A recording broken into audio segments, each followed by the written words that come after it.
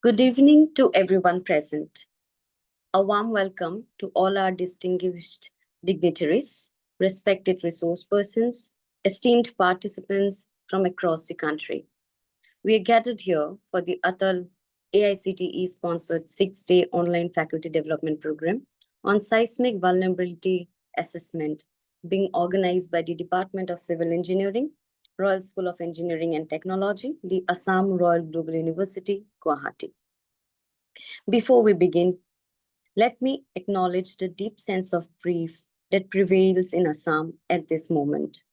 The passing away of Sri Zubin Garg is not just a loss to the world of music, but to every Assamese heart. He was not merely a singer, he was an emotion, a voice that resonated with each one of us. While the state mourns this grave loss, we are bound to continue with this program due to prior commitment. Out of respect, the inaugural ceremony has to be withheld, but we cannot proceed without collectively honoring his memory. At the outset, we would observe a minute of silence. I request all of you to kindly observe a minute of silence to pay our heartfelt condolences to Sri Zubin Garg, whose soulful presence will forever remain with us.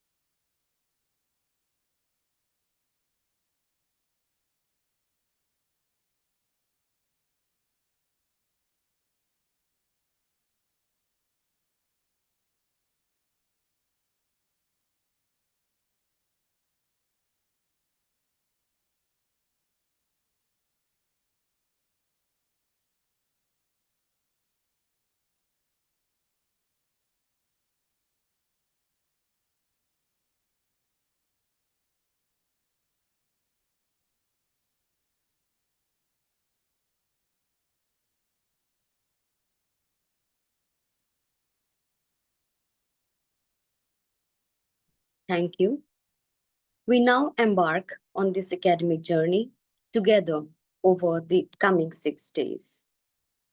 This FDP aims to bring together academicians, researchers, and practitioners from across India to deliberate on contemporary methods and challenges in seismic vulnerability assessment. With eminent experts from reputed institutions such as IITs, NITs, and international organizations, the program promises to enrich our understanding of structural resilience and disaster preparedness. I now invite Professor Dr. Swatambaram Verma, Program Coordinator, to deliver the welcome address and to share more about DFTP. Ma'am.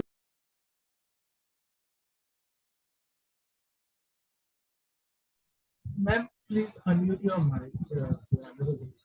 Thank you, Christy. Am I audible now? So good evening, everyone. On behalf of the Assam Royal Global University, Guwahati, it gives me immense pleasure to welcome you all to the AICT Atal 6 Days Online Faculty Development Program on Seismic Vulnerability Assessment hosted by the Department of Civil Engineering, Royal School of Engineering and Technology, the Assam Royal Global University. We are privileged to have with us eminent experts, distinguished academicians, researchers, and participants from across the country. Your presence here today reflects the growing importance of disaster risk reduction and resilience in our academic research and professional communities. This FDP is designed to provide a comprehensive understanding of seismic hazards and their implications on built environments. Through these 6 days of intensive sessions, we aim not only to strengthen conceptual understanding, but also to explore advanced tools, techniques, and real-world applications for resilient infrastructure planning and disaster risk reduction. I sincerely thank AICT Atal Academy, Honorable Vice Chancellor Sir, respected Registrar Sir, and the university management for their continued support in making such knowledgeable building initiatives possible.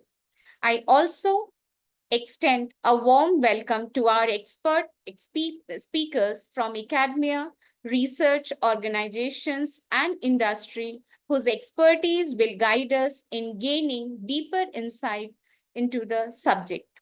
To all our participants, your engagement and curiosity will shape the success of the program, and let us make this faculty development program a memorable and impactful journey for academic enrichment and professional growth. Once again, I welcome you all and wish you a fruitful and intellectually stimulating program ahead. Thank you. Thank you, Madam. Now I request Dr. Diganta Munshi, Dean RSET, Registrar Administration and Director IQAC, Royal Global University, to kindly deliver the inaugural address. Sir. Thank you, Christy. Very good evening, Honorable Vice Chancellor, Professor Alok Kumar Buragoin, sir, Royal Global University, distinguished guests, esteemed faculty members, and dear participants. It is my great pleasure to welcome you all to the Faculty Development Program on Seismic Vulnerability Assessment, organized by the Department of Civil Engineering, Royal School of Engineering Technology, the Assam Royal Global University. Today marks the beginning of an enriching journey where we will explore the critical aspects of seismic vulnerability assessment, a topic of paramount importance in the field of civil engineering. This program is designed to equip faculty members with advanced knowledge and skills in seismic vulnerability assessment, enabling them to enhance their teaching and research capabilities. Through a series of expert lectures, hands-on sessions, and discussions, we aim to foster a deeper understanding of the latest methodologies and tools in this particular domain.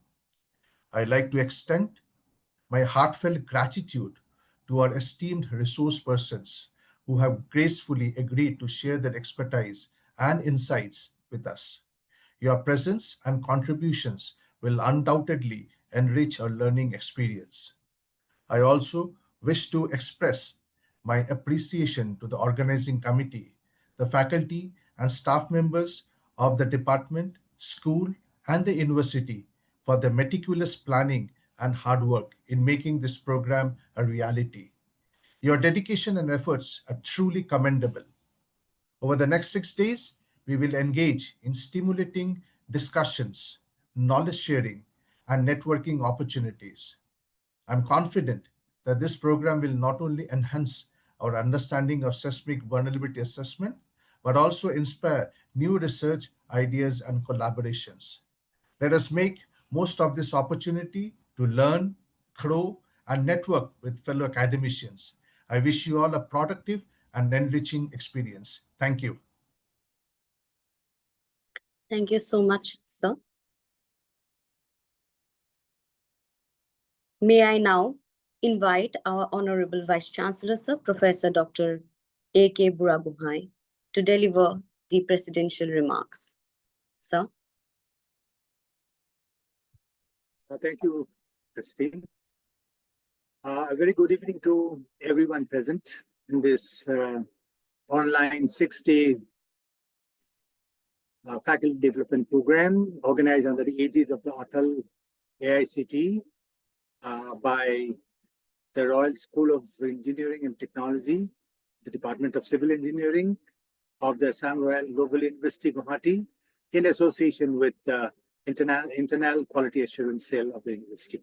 At the outset, let me extend a very hearty welcome on my personal behalf and on behalf of the Assam Royal Global University to every participant who's going to participate in the next 6 days deliberations on this very important subject that you have chosen, seismic vulnerability assessment. Not only from the perspective of civil engineering, the topic assumes great significance, but overall,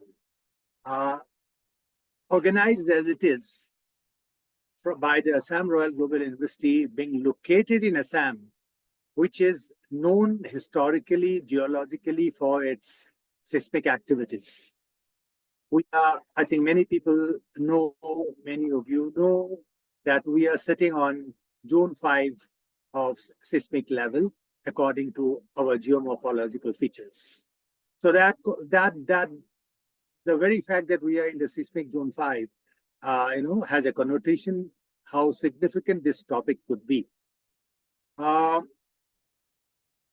Newer approaches in civil engineering to assess the vulnerability that you would be discussing in the next 5-6 days would definitely unveil newer frontiers in research and learning in this very important domain of civil engineering. To my mind, Assam, and for that matter, the entire Northeast has experienced massive seismic activity. The largest historically important one was in 1897, and followed in by another nearly 50 years later, soon after the country gained the independence in 1950. We had another massive earthquake, devastating the entire Northeast region. Even beyond the Northeast region, the tremors were felt in West Bengal, East Bengal, now Bangladesh, and Bihar. So, earthquake magnitude of 8.2, 8.7 can have far-reaching devastation, covering hundreds of thousands of square kilometer area, and of course, the loss of life and property could be unthinkable. So therefore, it is very important that in order to avoid this kind of damages, seismic damages, and also as a preparedness for disaster management, it is very important and pertinent that we deliberate on these latest issues, latest technologies, and come forward for newer areas of research, as I have said. Having said this, let me also point out to all of you that seismic evaluation or seismic vulnerability evaluation is very intricately connected with the geomorphology of the place, and therefore, any such assessment has to take into account the geology of the place. So therefore, I think it is a part of civil engineering exercise in assessing seismic vulnerability that you also look at the first of all, you take a look and assessment of the site on which this vulnerability is being assessed. So the geology part is very important. Geomorphology part is very important. Subsequent to the 1897 and 1950 massive earthquakes, the magnitude was in the range of, if I remember correctly, 8.2, 8.6 in that zone, had not only caused devastation, loss of life and property, but also brought about radical change to the geomorphology of the entire area. River course changes, the river Brahmaputra, the major river system of the state and the region has been changed, has been altered with all its tributaries, bringing about changes, large-scale permanent changes to the geography of the region. So we need to take into account all these things. Secondly, the globally experienced, and we are all alarmed about it, the phenomenon of climate change has its own effect and has its own meaning and implications when we go for seismic vulnerability assessment as well. Seismicity is, of course, a part of the larger ecosystem study, and therefore we cannot avoid what is happening to our ecosystem through the impact of climate changes. So these angles have to be also, to my mind, taken into account in your very specific focus of study, that is the vulnerability assessment with respect to seismicity. Also, I feel that we need to develop new materials, new tools to cope up with the seismicity of the region. The traditional conventional building materials may not serve, especially in this earthquake-prone region of ours. So therefore, it is very important that we bring in people from chemical sciences, material sciences, even biological sciences to explore for newer materials having less vulnerability to seismic impacts. So it's a very, very area of deliberation, as I can understand. You need to have the historical data sets, very important. Apart from all these, I think we have to recall the experience of the Andamanis when they were hit by massive tsunami after the earthquake in the 80s, I think. The traditional knowledge of the aborigines had saved many lives, local lives. That traditional knowledge about earthquake prediction, seismicity, and everything should also to be factored in. Please remember, northeastern India, including Assam, is a diverse place having multiple ethnicities. There are so many different tribes, hundreds of different tribes, each having their own experiences of the world and the ecosystem. Their traditional knowledge and wisdom should be factored in and should be subjected to scientific empirical investigations so that we can really develop good materials, good approaches. And of course, artificial intelligence, computer science, they're coming in a big way so that you can develop better material, better computational tools, modeling the data you can collect, the seismic data, earthquake data of the past, and you can really develop predictive models for evaluation of the seismic impact on the building materials, the bridges and roads and other structures, and even geological structures, how to minimize the impact of, say, landslides following what we call as seismic turbulence, earthquakes. So these are all vulnerable aspects. It's not just buildings and bridges and roads. The entire ecosystem calls for is vulnerable to seismic impact. So therefore, your arena is very wide and very deep, and I'm sure you would all do justice. I understand that a number of very eminent experts from different higher education institutions, including a few IITs and NIT, and even abroad, are participating in this 6-day workshop as resource persons. I welcome all of you and express our profound thanks to Atal AICTE for sponsoring this program. And I'm sure each and every participant stand to be enormously benefited and gained by the deliberations. And I call upon the organizers to explore this occasion of this 6-day FDP for a networking event, so that we can really connect with each other for taking forward the understanding and discourses that we have during these 6 days. Once again, welcome to all, and thank you very much. Thank you very much, sir. This is for the participants. Please note that the sessions are recorded. While the sessions will end, followed by Q&A, question and answer session, we shall take questions from the participants themselves. However, if your internet bandwidth is not up to the mark, put your questions in the chat. We shall take your questions from there. I request the participants to turn on their videos now for the record of attendance.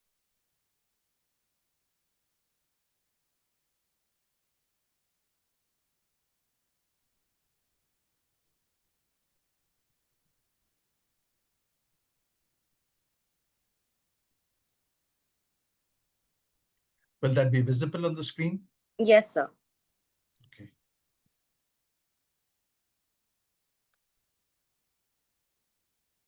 I request the participants to turn on their videos for the uh, record of attendance.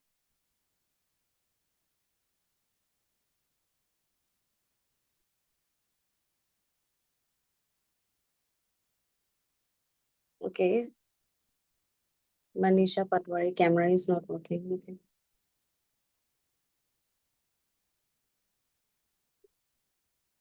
Hello. As I said, you can ask your questions right after the session ends by yourself to the resource person. But however, if your camera, if you're, you're in a place that you cannot ask questions, you can just put your questions in the chat. The organizers will take up the questions from there.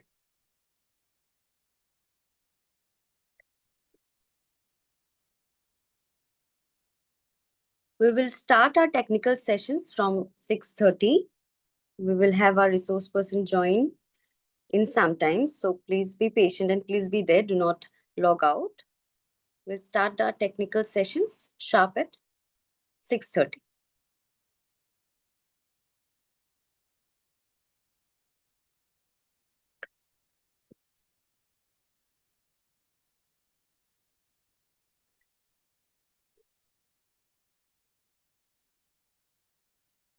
It's done for the record of attendance. Jay,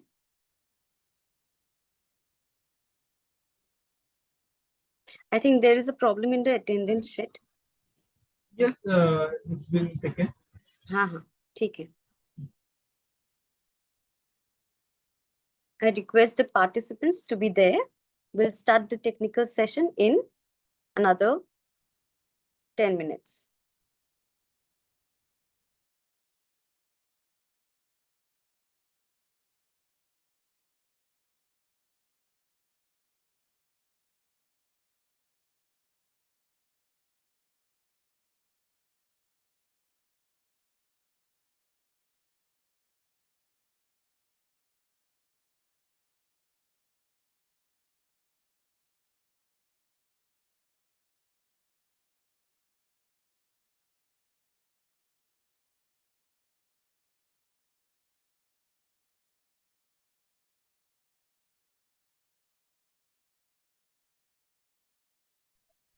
Dear participants, you can turn off your videos now.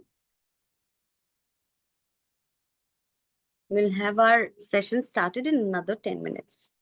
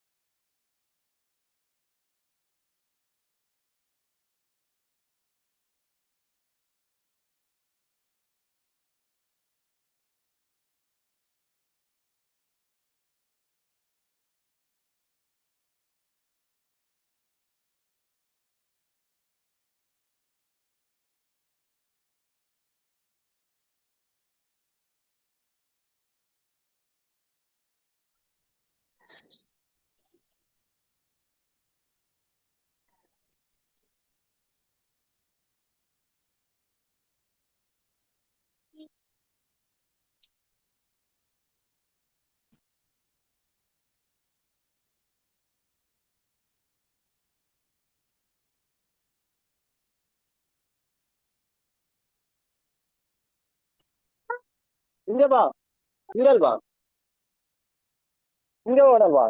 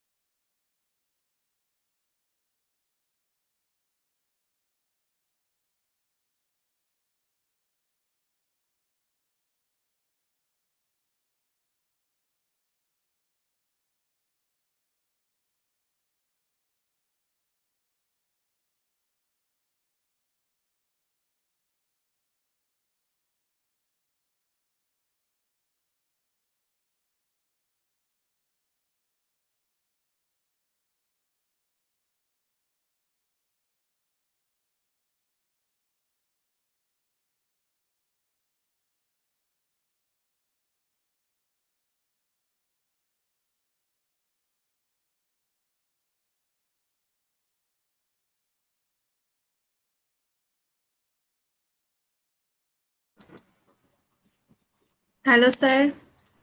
Good afternoon. Hi, Bonisha. Good afternoon. Hi, Professor Munshi. Professor Verma. Good evening, sir. Very good evening, Hi, good evening. Professor. Very good evening. And good evening. Thank you so much for your valuable time. Yeah, thank you. So we So- should start with our technical session now. Good evening, sir. We just now concluded with our inaugural proceedings. We now move on to the academic session of the day. Our first technical session is to be delivered by Professor Dr. Hemant B. Kaushik, IIT Guwahati. Hemant B. Kaushik is the BIS Chair Professor in the Department of Civil Engineering and the Center for Disaster Management and Research at IIT Guwahati. He also serves as the Dean of Online Education and Skilling at the Institute. A structural engineer by training, Dr. Kaushik's research focuses on earthquake-resistant design, nonlinear structural behavior, seismic retrofitting, large-scale experimental testing, vernacular housing typologies, and earthquake damage assessment. He has carried out extensive work on the seismic vulnerability and risk assessment of various building types. Dr. Kaushik is an active member of multiple technical committees under the Civil Engineering Division of the Bureau of Indian Standards, BIS, and is affiliated with several national and international professional societies. He is a fellow of the Institution of Engineers, India. In recognition to his contributions to earthquake and structural engineering, he was awarded the Young Engineer Award by the Indian National Academy of Engineering, INAE, in 2010, and was subsequently selected as an INAE Young Associate. We are honored to have him with us today. Sir, we warmly welcome you and hand over the session to you. Thank you, Christy. And Thank let me also thank the organizers, Royal Global School, Professor Munshi, Professor Verma, Monisha, and Rishikesh. Thanks so much for inviting me to this interesting lecture series on vulnerability assessment of structures. It's a really an honor to share some of my slides with all of you, because some of these slides will tell you basically the lecture is divided into two parts. Today I'll just talk about different building typologies in India and how they have performed. And then some of these building typologies are from Assam. So that's an honor to discuss the Assamese building typologies with most of the Assamese people. Now, so let me share my screen. I hope I'll be able to share my screen. Yes. Is it visible? Yeah, it's visible. Professor Okay, Hemant, okay. it is visible. Thank you. So as I was saying, the first part of today's my presentation is all about how these different building typologies prevalent in India have performed during earthquakes. So what I'll do, I'll not only show you the effect of earthquakes on buildings in India, but also I'll discuss about what has happened in other countries, similar building typologies in other countries when earthquakes struck those countries. So this is the first part of the presentation. In the next presentation, I think on 25th, I will tell you how do we estimate or how do we assess mathematically the actual seismic vulnerability of these buildings. So these are the two separate presentations. So this photograph, for example, which is visible here, you can see the drastic performance, very easily see the drastic performance of this middle building compared to the two buildings nearby. Now the question that comes to our mind is what happened to this building and why the other two buildings are standing, right? So these are the scenario after every earthquake. I have chased many earthquakes in the past and we've seen that almost in all earthquakes, we see some of the structures behaving poorly, whereas the adjacent structures behaving nicely. So this has to do about the seismic vulnerability of these structures, how they were designed, how they were constructed, how they were maintained, and all that. So what we will first do is I'll take you back to 25 years. We are in 2025, so we'll start with late 1900s or early 2000 and see what lessons we have learned in these past 25 years. I'll start with 1999 earthquake in Turkey. So this is a big earthquake, magnitude 7.6. And you can see what has happened to this building. Now, this is very easy to guess which type of building typology is this. This is a masonry infilled reinforced concrete building system, very popularly constructed in India. In almost every urban city or semi-urban cities, nowadays even in rural areas, we find reinforced concrete beams and columns and slabs, heavy structures, which are supposedly very stable, supposedly earthquake resistant. But you can see from this figure, this photograph, that it's not very easy to make such structures earthquake resistant. And you can see, I don't know how many stories were there in this building, but at least 3 are visible from here. The only option that is left for these people is to dismantle this building completely, which itself is an Herculean task. Then we move on to our own Indian earthquake of Gujarat. So 2001 Bhuj earthquake, again, very big 7.7 magnitude. And I'm just showing you one photograph to highlight the importance of shear walls.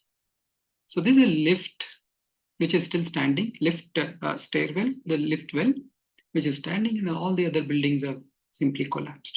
There was no connection of this lift well, it appears, with the adjacent building. So hundreds of such buildings collapsed during this earthquake. And this 2001 Bhuj earthquake has changed completely the earthquake engineering in India, the earthquake engineering practice in India.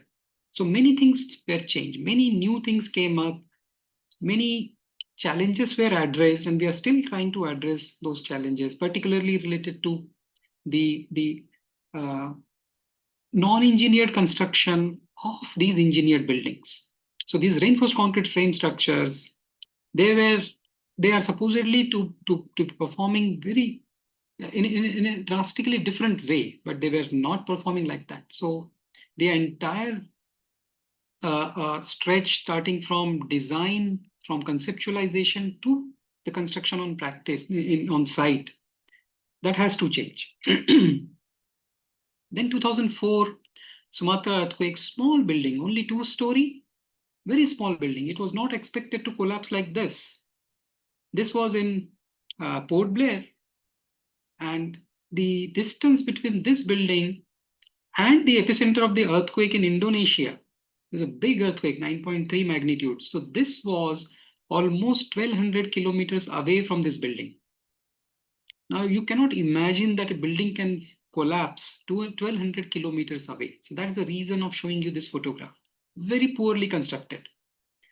And it was an open ground story building. I hope you can see the car here. Nobody can take this car out from the parking. Then we move on to 2005 Kashmir earthquake. Again, hundreds of these buildings collapsed. Similar buildings, reinforced concrete construction. China earthquake of 2008, great earthquake, 8.0 magnitude. You can see now similar building typologies. Reinforced concrete structures. They are collapsing like the cards very easily. So what is the problem? Is the problem with design? Is the problem with construction? Is the problem with material? Is the problem with workmanship? What is the problem? So that we'll try to see towards the end, like what is the actual problem here? Haiti, 7.0 magnitude. You can now guess which type of structure is that, and slowly we'll move on to different type of structures. So again, China, 2010, thousands of such unreinforced masonry buildings collapsed. So first I showed you the reinforced concrete construction, which are engineered construction, for which we have proper design codes, we have proper analysis methods, and every civil engineer in India, every civil engineering student in India learn structural analysis and structural design. Even then, that was the scenario. And here comes the masonry buildings, unreinforced masonry buildings in which there is no reinforcement, there is no steel. In India, there are a handful of colleges, maybe 8 colleges or 10 colleges where masonry design is taught. Now, there's no surprises here that these buildings are behaving like this. At least in India, this is what China, which has a very similar scenario, but I'll show you photographs in India also. Unreinforced masonry buildings perform poorly. And you see, we are not teaching that. Even then we are teaching reinforced concrete, the performance is not good. New Zealand, a developed country, but in 2011 earthquake, there were twin earthquakes. And again, large number of unreinforced masonry buildings collapsed there. Sikkim earthquake, 6.9 magnitude. 2011, and we have seen at least 20-25 such buildings collapsing. The buildings were constructed on slope. So this region, we see that most of the buildings in hilly terrain, they are constructed on slope without taking proper attention, proper care. Reinforced concrete. Then Turkey again. So I'm going back to Turkey, China, India, and then you will also see some more countries, reinforced concrete construction again. Nepal. Nepal has seen hundreds of such unreinforced masonry collapses. And you can see the thickness of the wall here. It's very, very thick. Nowadays, we don't have such thick walls in buildings, but this is a very old structure, maybe more than 100, 200 years old. And you see this, the slab is also wooden. It's a flexible floor. Still, the entire building collapsed. I'm going back to India again, then Imphal, 2016 earthquake, all of us remember. It was a very big earthquake, 6.7, and several buildings there collapsed. Now go back to Mexico, reinforced concrete construction. Again, Haiti, reinforced concrete construction. Turkey again, and then Myanmar. So you can now see, I am repeating these names now. What is happening with these countries? Now, if I tell you that there are some structures which have performed really, really well during earthquakes in several countries. So for example, if I take those names again, like Turkey, you have seen 3-4 earthquakes. India, you have seen some earthquakes. So in Turkey, you can see here that the reinforced concrete building performing poorly, but this system did not suffer that much damage. Some damage occurred which could be retrofitted easily, but not like this. This has to be dismantled. So what is this building? This is a vernacular housing system. There are two, Himis and Baghdadi in Turkey, which was in practice till a few years back, but now the people there, they don't want to construct these types of houses because of many reasons. Then we move on to our own Kashmir. So we have the Jidiwari system, Tak system, which did not collapse during the earthquake. Now, if you compare these two or three building typologies, one thing you can see that these are also masonry structures. Mostly the masonry walls you can see, but with the difference that there are these additional members, which are wooden members in all these, right? So you can see all these wooden members in these buildings. So the role of these wooden members is to reduce the free length and free height of the walls, divide the wall into several smaller compartments or smaller wallets so that the failure does not take place.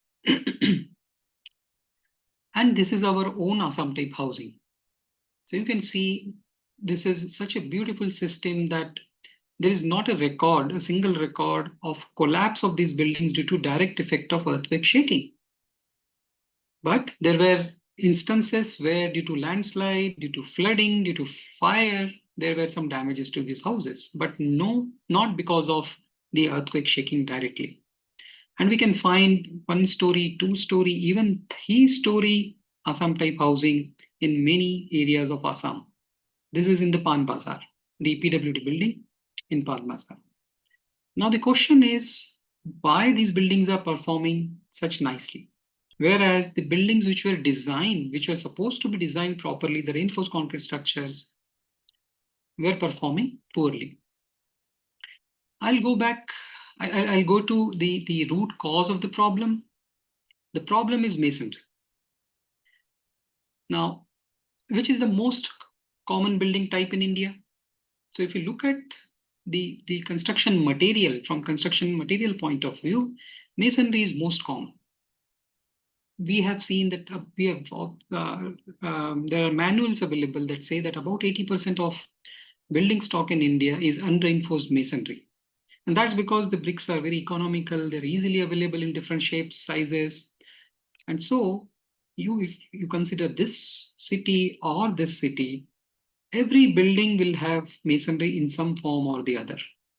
Now, the challenge is to design these buildings properly. Now, what is the problem with masonry? Masonry is very heavy. Its axial stiffness is very large. And when we don't incorporate into these masonry walls into the design, the behavior of building changes completely, which we have not accounted for in the initial stages. That is the whole problem.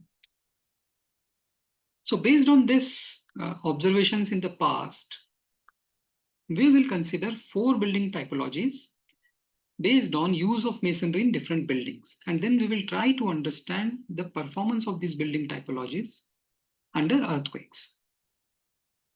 If you look at this seismic zone map of India, there are 4 zones which are clearly marked in different colors. I am superimposing some circles on these on this seismic zone map. Now the color of this circle indicates the population, and the size of the circle, it indicates the density of the unreinforced masonry. So smaller circle means there are lesser number of masonry buildings there. Larger circle means there are large number of masonry buildings. A red circle means the population is high. And the size, of course, I told you that it indicates the URM. So we have to look for the red, blue, yellow circles which are bigger in size. So you can see here that this area, the entire Assam and Northeast, this area, UP Bihar, this area where we have high population density as well as high unreinforced masonry density, there's a very high seismic risk in this region. So then we consider 4 building typologies based on the masonry usage in these buildings. So first is, of course, we have seen that reinforced concrete buildings failed miserably during past earthquakes. So this is the first building type, the masonry infilled RC frame building. The second unreinforced masonry building because they have also failed miserably in almost all the earthquakes in that area. So this photograph is a 3-story unreinforced masonry building, very old, about 120 years old building. It is actually the cellular jail. So constructed in 1905. So originally it had 7 such wings.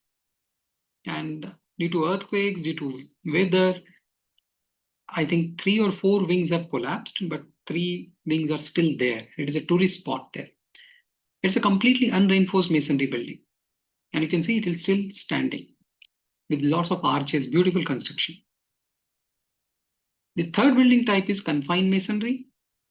Now this is a combination of reinforced concrete frame structure and the masonry structures.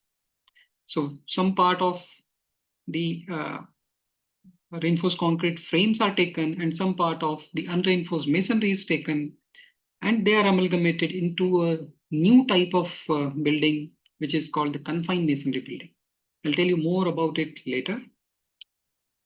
And fourth is, of course, the traditional building typology.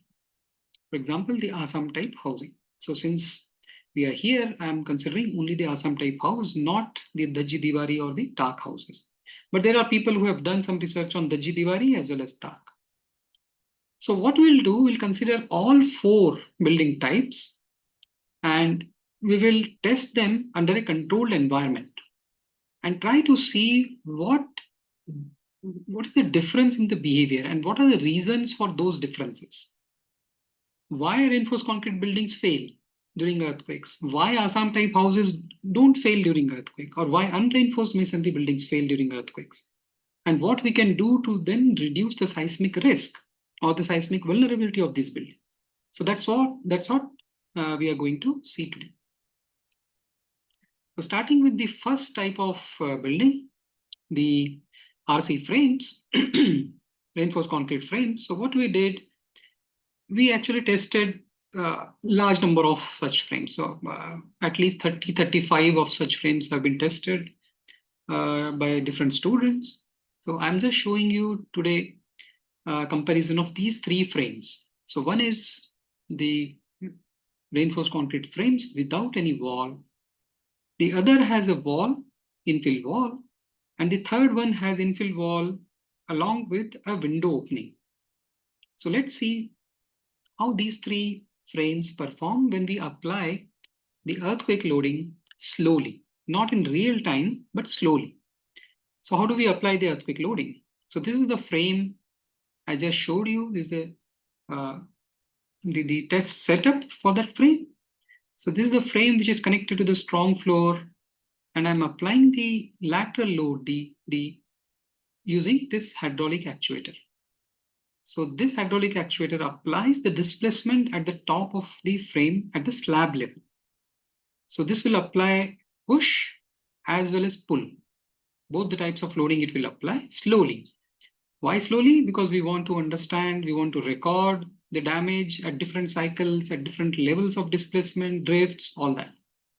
And how do we record the behavior? We record using several sensors. So these yellow are LVDTs, yellow sensors. The red sensors, they are strain gauges. And then there are some laser extensometers which were placed on the opposite ends just to record different deformations, strains in this building, in this frame. The design of these columns and design section is also shown here for the columns and the beam. So I'm going to show you one video of this test. Now this test took almost 2.5 hours to complete because we applied the loading very slowly. I'm showing you this entire 2.5 hour test in about 30-40 seconds. So you can see that it moves very fast in a fast forward manner. So you just pay attention to what happens to these columns and what happens to this masonry infill wall when we apply the displacement loading at the top of the frame. And you can see the displacement which is applied here at the bottom. So we have applied 10 mm of displacement at the top. So now you can see at about 10-15 mm, the cracks have appeared in the wall and the cracks have then transferred to the columns. And so these markings here, they indicate what is the displacement level at which the cracks appeared. You can see how ductile the frame is. It is deforming, but it is not failing. At 60 mm also, so 60 mm lateral displacement, also you can see that it has started failing now. So this is about 90 mm now, or maybe around 100 mm, at which this wall completely collapsed in the out of plane direction. Also, you can see formation of these plastic hinges and failure of these hinges. So this is the ideal frame, and designed nicely, constructed nicely with the best material available, with the best workmanship. So this is the best that these frames can do. Let us see what is that best. So if I show you the lateral load versus the lateral displacement curve. So this is the load applied at the top. Basically, we applied the displacement and we measured the load at the top. And here is the displacement divided by height of the frame. So that is called drift. And since the load was applied cyclically, so push and pull, so all these hysteresis curves show the behavior. So you can see that the initial stiffness is less and the strength is only about 30-35 kilonewton. When we insert the infill wall, so this is the video I showed you, you can see how drastically the stiffness changes. So this slope here, initial slope, it governs the stiffness, is governed by the stiffness. So there's a huge increase in the stiffness because of presence of these infill walls. Also, there's a tremendous increase in the strength. So the strength increased from 35 here to about 90 here. So almost 3 times increase. The stiffness increased by about 7 to 8 times. And that's all because of presence of this infill wall. But then the major problem is as soon as the infill wall fails, there is a sudden and drastic reduction in the strength. But here, that drastic reduction was not there, even up to 6% lateral drift. But in this case, at only about 4.5% lateral drift, there was a drastic reduction. So this is the problem of having the infill wall. Though initially it helps, but in later stages, it damages the RC frames.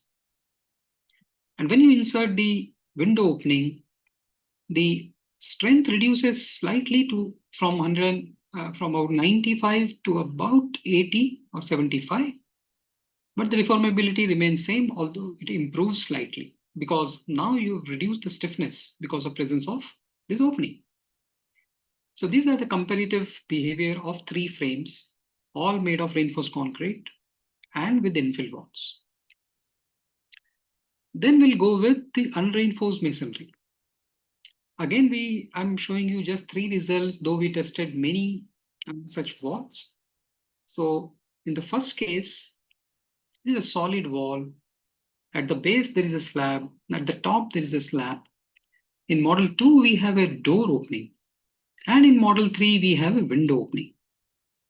And there is no reinforcement here, except for that in the slab. So there's no column or there's no beam here. This is a pure unreinforced masonry wall, what we call sometimes in rural houses, we have such an arrangement. So I'm again going to show you a video of a similar test that we carried out. So again, the displacement is applied at the top and we recorded the force here, how much lateral force is coming as the resistance. And then there were so many sensors to record the deformations and the displacements, the lateral displacements. So this test will again be visible in a fast forward manner and just try to see what type of damage you observe here compared to the previous reinforced concrete frame.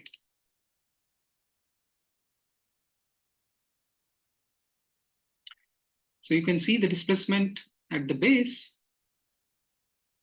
About 2 mm displacement is applied. And I'm sure you'll not be able to see any lateral deformation. Now the displacement is 3 mm. You can't see anything because 3 mm is very less. 4 mm, we can't see. But slowly we are increasing the displacement. So now the displacement is 5 mm. So we are applying 5 mm displacement here at the top. it's not visible because it's difficult to see. And as soon as we reach 6-7 mm, you see what has happened. Suddenly the wall has failed. So the point is, it doesn't give us any warning at all. It failed suddenly. So that's because the masonry is brittle in nature. There's no ductility here. And you can see there's a crack at the base. There's a crack emanating from here, which is at the top of the opening. Obviously, because this region is the region of stress concentration. High stresses are developed here. So the basic difference between this frame and the RC frame is that RC frames are quite ductile in nature. They give us time, sufficient time to see that there is some problem with the structure, but here it failed suddenly. And this is also reflected here. So you see the same displacement versus load versus displacement curve. So in case of reinforced concrete frame, we went up to 105 mm lateral displacement. But in this case, particularly this wall with door opening, it failed at 6 mm only. And no surprises why these buildings fail so suddenly during earthquakes. So many buildings fail during earthquake because they're so brittle in nature. When we have window opening, because of presence of the lintel at the top of window, the performance improves slightly. So the displacement goes up to 12 mm and then again it failed suddenly. But the poorest of them all is that the wall with the door opening, because the material is reduced here. What is the strength? The strength is almost 22 to 25 kilonewton. Here it is 20, here it is again 25 kilonewton. So strength is less, deformation is less, the performance is very poor here. Now that was only one wall. But what will happen if I connect this wall? So we tested only this wall. What will happen if I connect this wall with 3 more walls and make it like a box, like a matchbox? So if you take only one side of the matchbox and try to erect it, it will not stand on its own. But a box, when you make, that box stands. So let's see what happens when you have the box action here, all the 4 walls connected together. So this is a single story house, a single room, full story, 3 meter by 3 meter by 3 meters, so like a real hostel room, you can say. And even the parapet wall at the top, slab here, and then we applied the displacement loading at the top of the building. There are several sensors which will tell us how this building has performed. So let me show you the video of this entire house now, and then we'll compare what happens when you have the entire 4 walls joined together.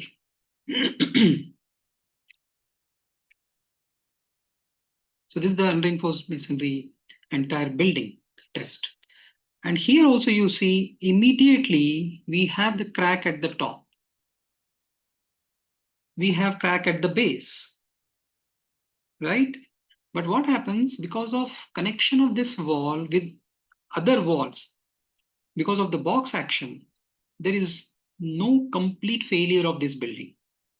Although then the walls, individual walls have failed, and you can say that the structure has failed, but there is no collapse completely because of presence of the box action.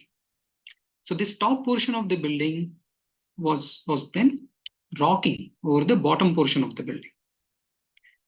So let's see, when you have one wall, it immediately collapsed, but when you connect these walls with 3 more walls and make it box, it will stand. Now, if I increase further the lateral loading further, it will collapse completely. So this happens when you have bigger earthquakes. So not only individual walls fail, they crack, but they collapse completely. Now, the third type of building system in which I will combine the reinforced concrete frames with unreinforced masonry. So here the major difference is, in case of reinforced concrete frame, this is the cartoon. We construct the frame and we design this frame for resisting all sorts of load. So gravity load, earthquake load, wind load, all sorts of loads only reinforced concrete frames are designed to resist. We don't design these masonry infill walls which are constructed later. We don't design them to resist any type of load. On the contrary, when we have the confined masonry system, we construct the walls first. And then according to the sizes of the walls, we construct these columns and the beams later. And we don't call them RC column and RC beam, but we call them tie columns and tie beams.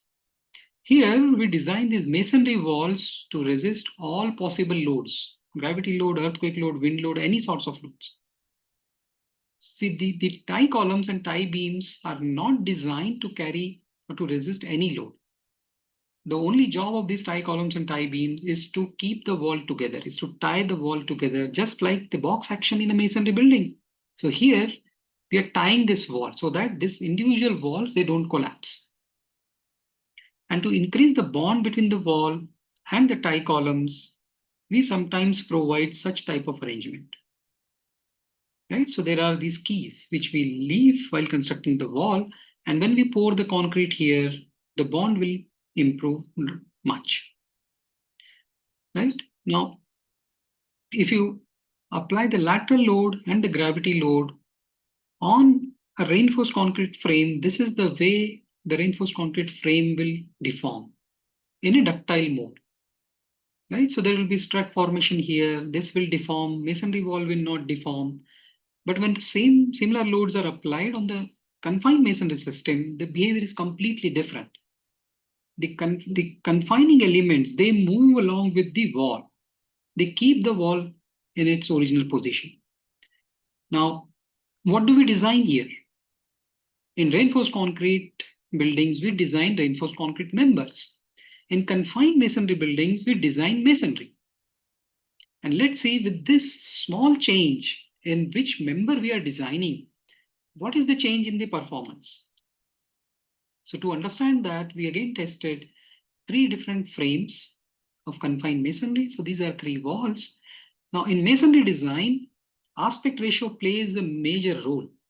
It controls how the masonry wall behave or perform. So we considered 3 aspect ratios, 1, 2.0. So you can see here it's a slender wall, then 1.5 and 1.0. So aspect ratio is length by height or height by length, I mean, whichever way you want to consider it. So obviously I'm considering this as height by length. So 1.0 means it's a square wall. So we'll test these walls in a very similar fashion, applying the displacement loading at the top and checking the deformations, checking the behavior, the cracks, the damage here. Now, if you remember the reinforced concrete frame behavior, just try to compare that behavior with the behavior of this confined masonry wall. So we have started applying the lateral load very slowly at the top, but I'm showing you in a fast forward manner so you can see moving it very fast. And just see the X cracks forming on this wall. And now you can compare these X cracks with the actual X cracks you might have seen on site in real buildings. So this is the result of this push and pull loading because of earthquake. And you can see how the crack formation takes place in this slender wall, and these cracks are then transferred to the tie columns. And these are the results. So we tested 3 frames, actually tested many frames, but I'm showing 3 results here. You just compare the behavior of this slender wall with the squat wall, the square wall. It's very obvious that in this case, most of the damage occurs here at the bottom with interface cracking everywhere. But in this case, in the slender wall, because of the flexural action, the behavior, the cracks, they're distributed along the whole height. Similarly, in the 1.5 aspect ratio as well. What happens to the lateral load displacement? In case of 2.0, the lateral load reached up to about 45 kilonewton, and the deformability was about 4%, maybe 4.5%, which is very large. And it is equivalent to the drift that was observed in case of RC frames. So when we have the aspect ratio 1.5, you can see the strength increased up to 60 kilonewton, and the deformability also increased to 6%. For aspect ratio 1.0, the strength further increased to about 80 kilonewton, but the deformability reduced because now the shear failure took place in these columns. You can see here very easily, you can identify that this is the shear failure of this tie column. So later on, Dr. Bonisha Bora worked on how to prevent this shear failure in these tie columns. Because if we can prevent this, we can even increase the deformability of these buildings like this. And that was her PhD topic on how do we enhance this lateral deformability and ductility just like this. So the goal was to have similar behavior, and she finally could achieve that with several solutions and testing. Then we come down to the fourth building typology, which is Assam type housing. So what we did, we consider 4 frames of that Assam type. In frame 1, we did not model the wall completely. Frame 2, we modeled the wall completely. Frame 3, we had a window opening, and frame 4, we had a door opening. Now here the construction is, well, I don't have to tell you because I am assuming that you know what is Assam type house, but still some minor details I will tell you that this is a very flexible frame. The connections at the base are also flexible and different. So this connection is different than this connection. This up to the sill level, you have normal masonry wall just to prevent the ingress of moisture, stray animals and all that. But above that, you have a very special type of wall, which is called Ikra house, Ikra wall. So in olden days, people used to construct this wall using river reeds, which is very prominently found in Brahmaputra and the tributaries. But nowadays, people don't use that river reed, but people use the bamboo strips. And they provide these bamboo strips. There are grooves here in these wooden elements. So this is the main wooden supporting element at the ends. This is the main wooden beam at the top. And these are intermediate wooden elements that support these main elements. So the bamboo strips are simply inserted here horizontally as well as vertically, and then plastered on both the sides like it is visible here. So let us see how these frames behave. So I'll just show you one such frame with window opening. Exactly same test setup. We applied the loading at the top, the displacement at the top, and these are the sensors. Everything remains same. I'm showing you the test in a fast forward manner. So immediately we have reached 22.5, 25 mm, 30 mm displacement at the top, and you can't see anything except for this minor crack in the masonry wall below. So masonry walls are known for brittle behavior. Immediately they show cracks. So at about 45, how much is the displacement? 140. You find these separation cracks. Just see what happens here. This vertical joint is completely detached. But then during the unloading, it is again coming back. So it's going, it's failing, and then it is coming back. You can see the bamboo shoots here, the vertical strips of this bamboo, which is connected to these vertical and horizontal elements. So we have reached about 240 mm displacement, lateral displacement, and still this frame was standing. So let me show you these results of all the 4 frames. So without Ikra wall, the stiffness was very less, the strength was less, only about 8 kilonewton, maybe about 10 kilonewton. Stiffness was low, the deformability was huge. So it's almost about 8.5%. When we inserted the Ikra walls, you can see what happens here. The stiffness increased, the strength increased. So though these are very lightweight, informally constructed walls using bamboo strips, they have good influence, a very good influence on the Assam type house. So tremendous increase in the strength and keeping the deformability Excellent. Even with the window opening, you can see the very nice behavior of this frame. When we have the door opening, we found that there was a problem because the door post did not have the foundation, is not connected to the foundation. So this is one important changes we have suggested to these people, that you must connect the door frame with the foundation. So because of that, what happened, because there was no connection here, the deformability reduced and the strength also reduced compared to this frame. So this is one modification we have suggested based on this study. So then what we thought, that we tested this single wall. Let us test the entire house. And this time we thought that instead of applying the load slowly, we will test this house on a real ground motion by having the house on the shake table. So this is the shake table that we have at IIT Guwahati. We constructed this house somewhere here, and then we transported that house using this crane, shifted to the shake table, connected that, and we applied 112 ground motions on this house on one day. Starting from, I think, 8 a.m. in the morning to 11 p.m. in the night, this test was continuously carried out. And I'll show you what happens in the end.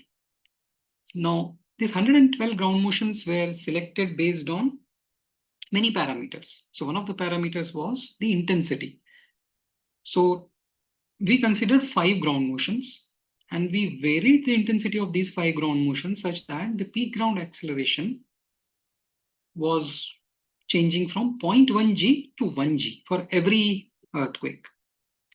So what I'm showing you, the video of the test for the final earthquake, which is Taft earthquake, and for the final peak ground acceleration of 1 g. So you can imagine 9.81 meter per second square is the acceleration we applied on this house. And this is the 111th ground motion that we applied on this house, and see what happens.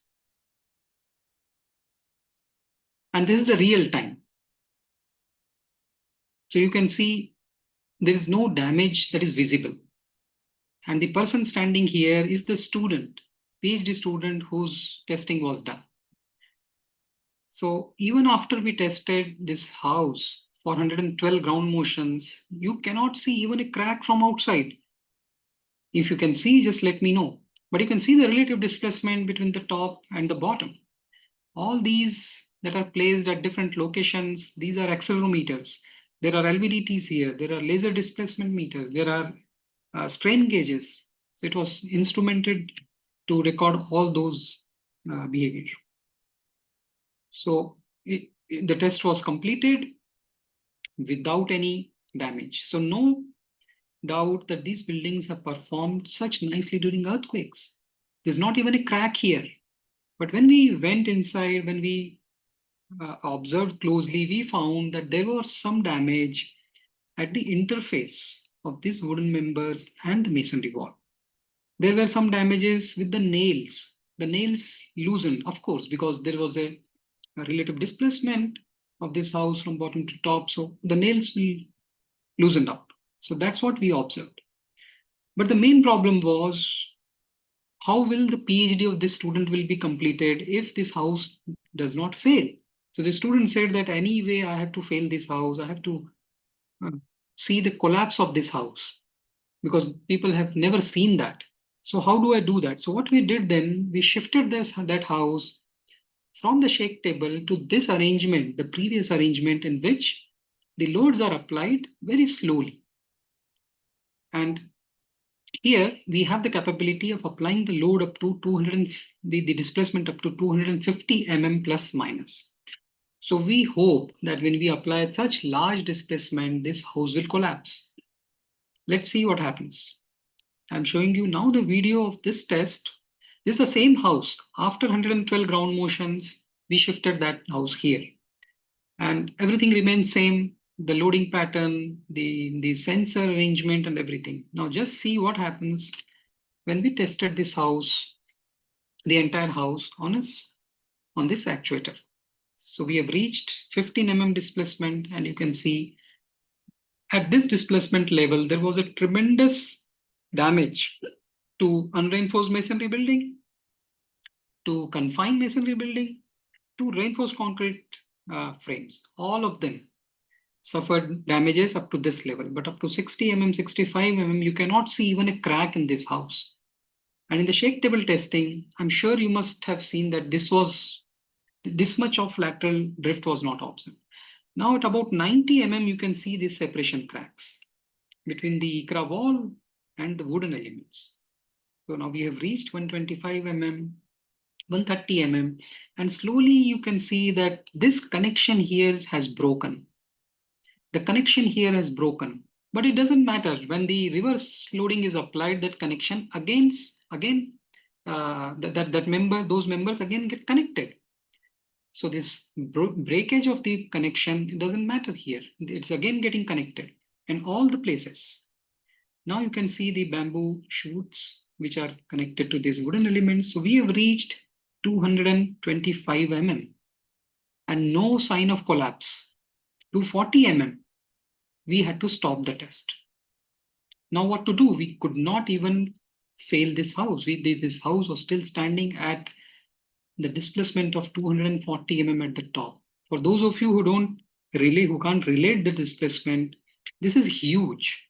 In earthquakes, we don't expect that the relative displacement between the bottom and the top will be of the order of 240 mm. You can see the shake table testing, the relative displacement was about 10-15 mm only. Now what to do? So then we decided that we will not apply the loading in a cyclic manner. We will simply push the structure. So now we can enhance our capability by 2 times. So instead of applying plus 250 mm and then minus 250 mm, what we decided that we'll apply plus 500 mm only and see what happens to this house. So finally we could fail this house. I mean, I don't think I have that photograph, but fail in the sense some of these members, they broke here, the connections broke, but the house was standing. So the definition of collapse must be changed as far as this Assam type housing is concerned. Now, after all these tests, how do we compare the results? How do we compare the performance? These are the tests that we carried out. So unreinforced masonry wall, solid unreinforced masonry wall with door, unreinforced masonry wall with window, confined masonry with aspect ratio 2.0, confined masonry with aspect ratio 1.5, with aspect ratio 1.0, and then Assam type bare, Assam type infilled, Assam type door and window. And finally, the RC bare frame without infill, RC infill, and RC infill with 10% opening. These are the individual frames we tested. I'm not showing you results of the entire house here, just the frames. And in order to compare them, this is not the real comparison, by the way. This is just a way to show you a normalized comparative response, but not the real comparison.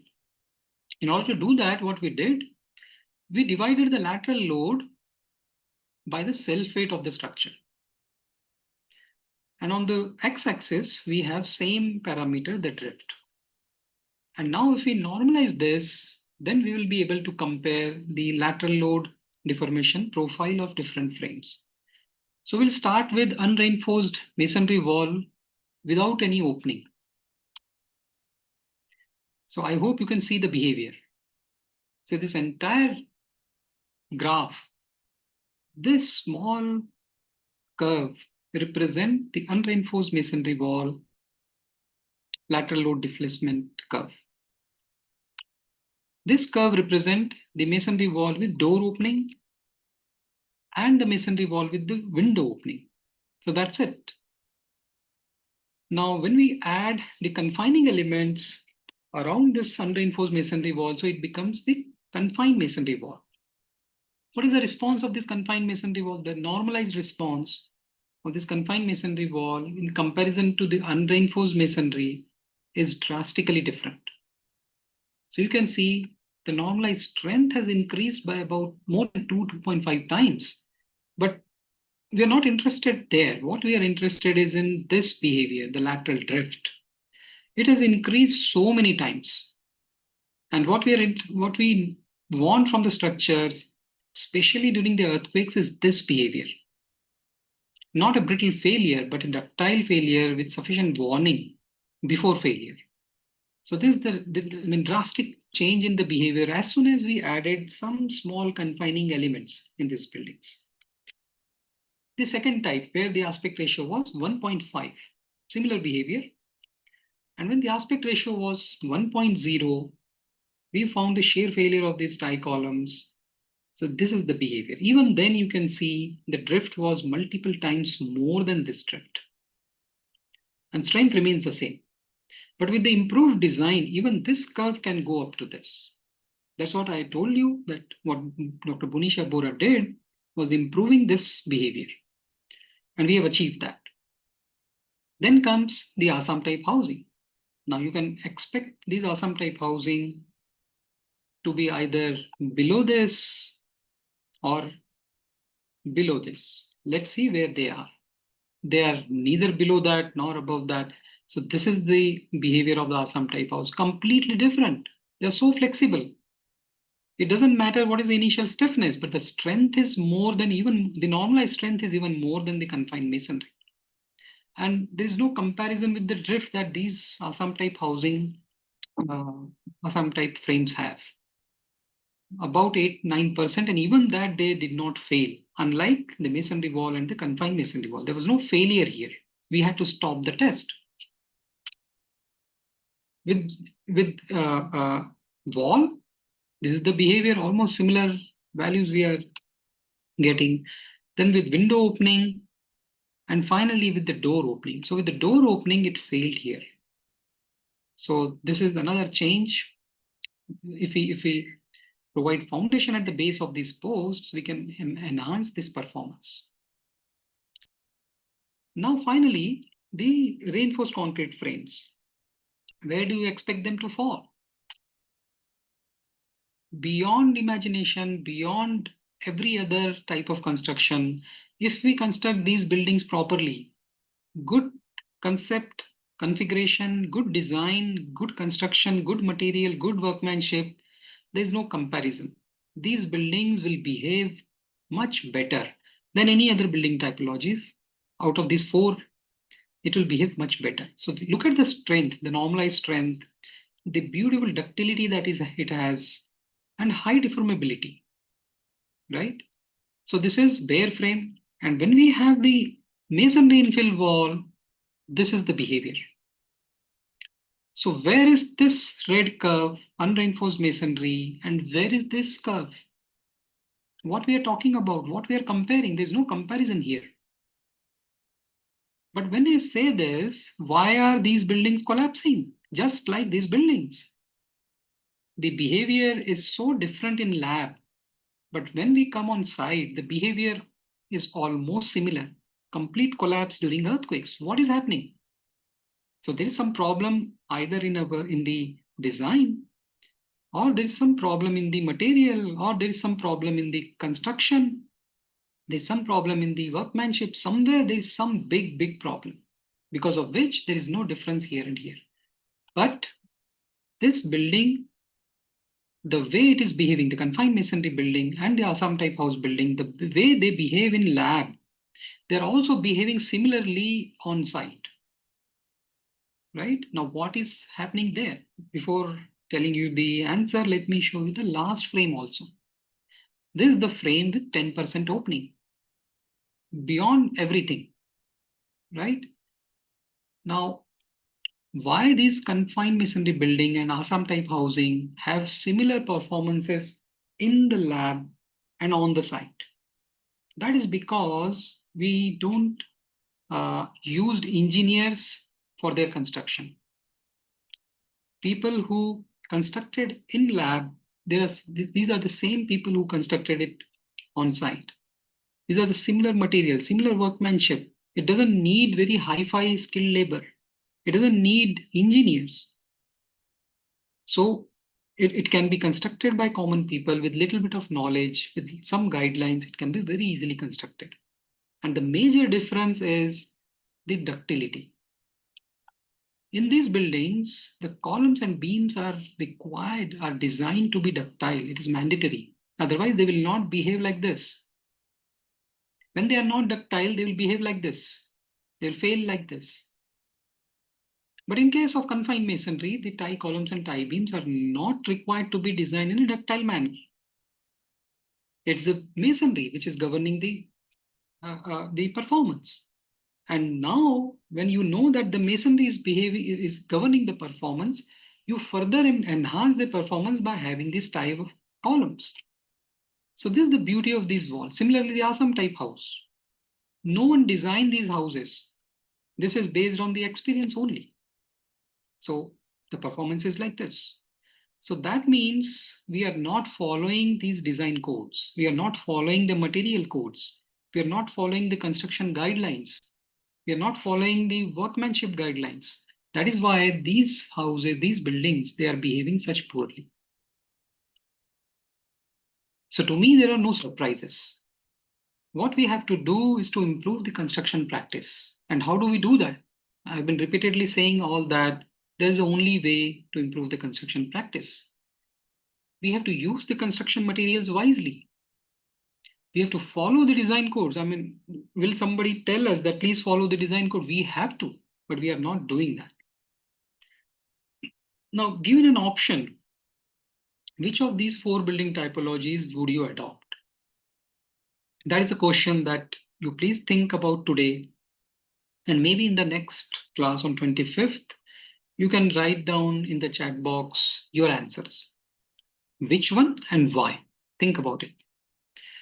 And the last 2 points that I would like to make are the masonry can save the structure if we use them properly. We have seen same masonry building, similar sizes, perform better if we tie them.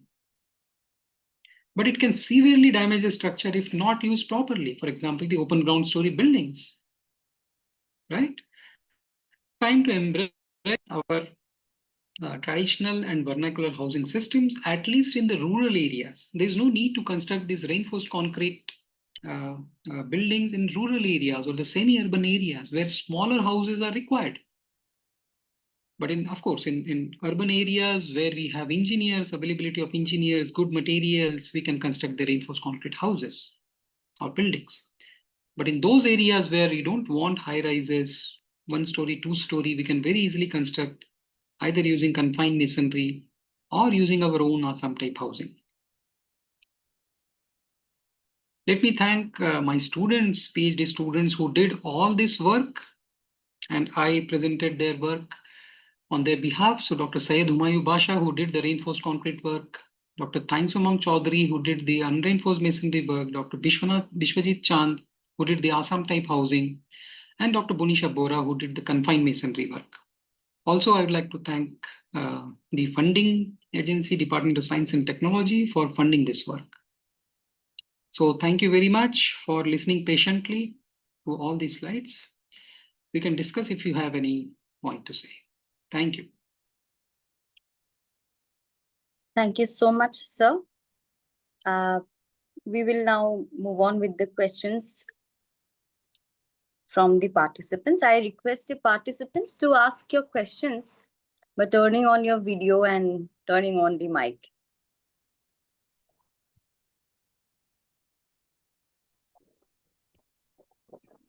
Dear participants. Good evening, sir. Can you hear me? Yes, I can hear you. Sir, I have a question like while you were explaining that aspect ratio in confined masonry, yes, you were using that different values like 2, 1.5, 1. So I was little bit, there was network error. So I want to ask you like how the stiffness and that deformation was varying according to the value that you are changing. Can you please explain it again, sir? Yes, so if you have high aspect ratio, so that means, I mean, if you can define the aspect ratio as height of the building divided by the width of the building. So if you have the high aspect ratio, that means the height is more than the width. then the behavior is flexural in nature. But when you have lower aspect ratio, for example, 1.0, where you have the height is equal to width, so the behavior changes from flexural to shear dominated.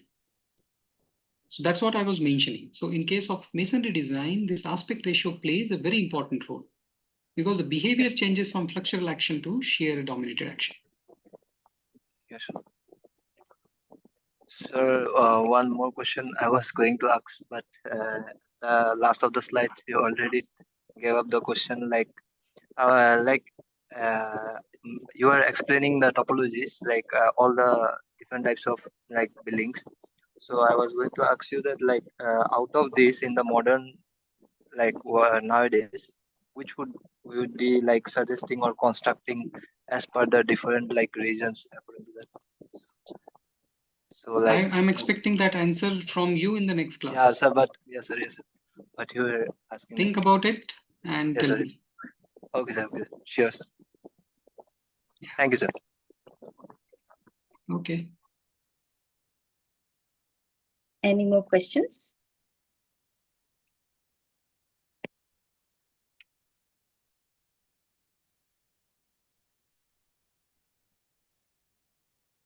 Do we have any more questions?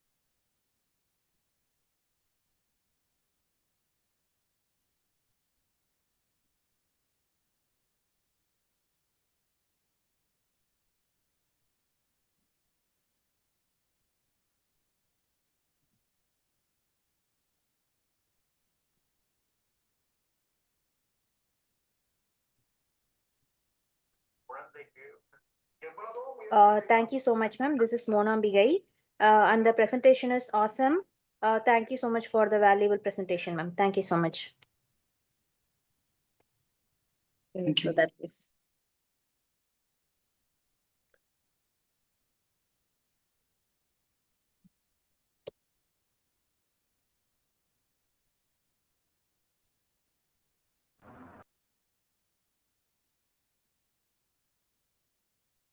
I think I explained it very nicely. Yes, sir. And people have understood everything. And obviously, no questions, therefore. So we But have. if you have any questions, yeah, if you have any questions, please. Many please participants write have to me. thanked you. Yeah, I'm seeing that. Yeah. I mean, even after today, if you have any question, please write to me. My email was there in the first slide, or in the next lecture, you can even ask me. Yeah. So we'll have a photo with you. So I request all the participants to please switch on your video so that we can record a photograph. Yes. Professor Hemant, that was a fantastic deliberation from your end. It was so simple, so lucid, and it was understandable. I mean, we can understand it in the simplest way. Thank you.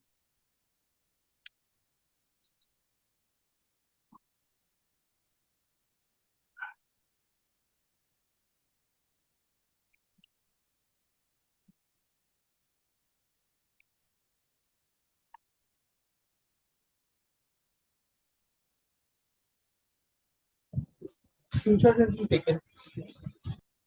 Thank you. Thank you, sir, for your enlightening session. Thank you so much, sir.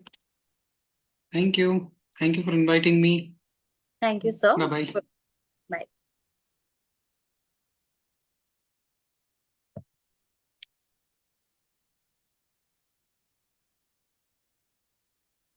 Before we move on to our next session, I do have a few announcements for the participants here. So kindly take note of this before while attending to the sessions. While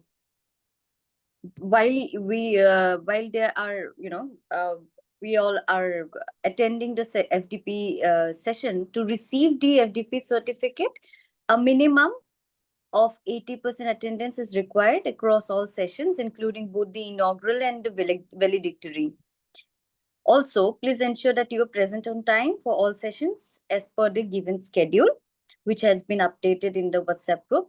If you don't have it, you may kindly ask for it, or maybe organizers can send it again.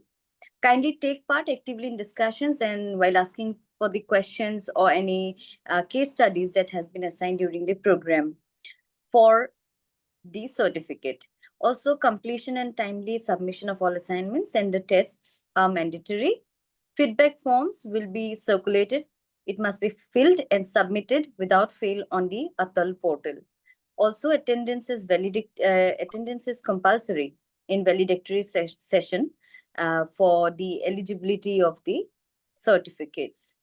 So I request the participants to kindly take note of these points while you are attending the session.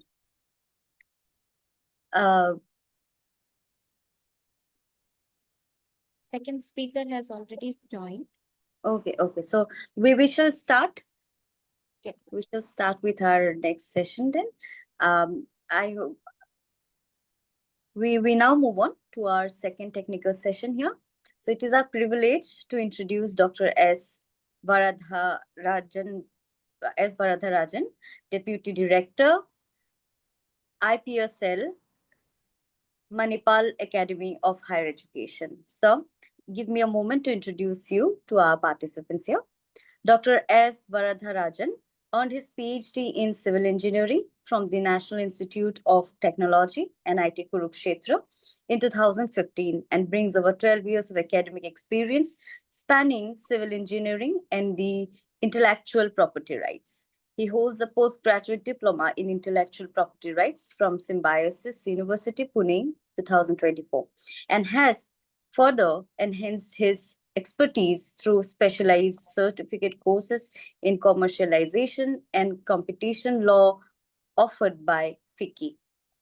Dr. Varadharajan has made significant scholarly contributions with more than 40 research articles published in reputed journals and conferences. He has also demonstrated strong innovation leadership by filing 24 patents in the field of structural engineering. He currently serves as Deputy Director at the Intellectual Property and Technology Transfer Office, IPTTO, Manipal Academy of Higher Education. So it is an honor to have you with us. I now invite you to take us through your session.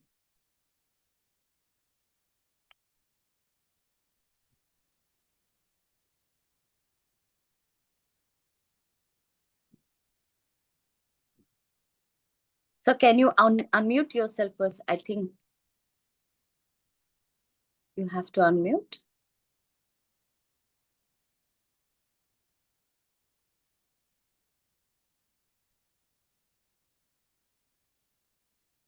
Sir is not audible.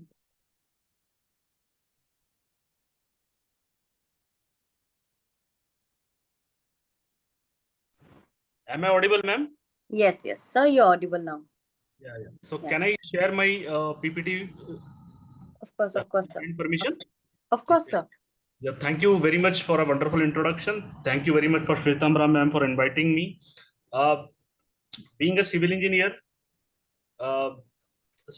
with experience of more than 10 years, it is very vital to have a knowledge of intellectual property rights. So when we enter into this domain, then we know how important it is in the field of civil engineering. So let me share my PPT.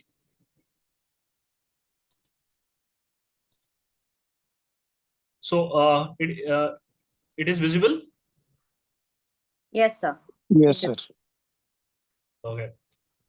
So I'm Dr. Varadharajan.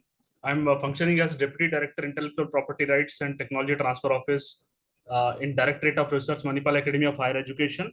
And I'm working as Associate Professor in Civil Engineering Department in Manipal Institute of Technology, Manipal Academy of Higher Education. So my slides are moving? Yes, sir. Yeah. So let me make this session very interactive. So can any participant tell me what is a patent? Although I have put the definition of a patent. So can any participant tell me the definition of a patent and its implication in civil engineering?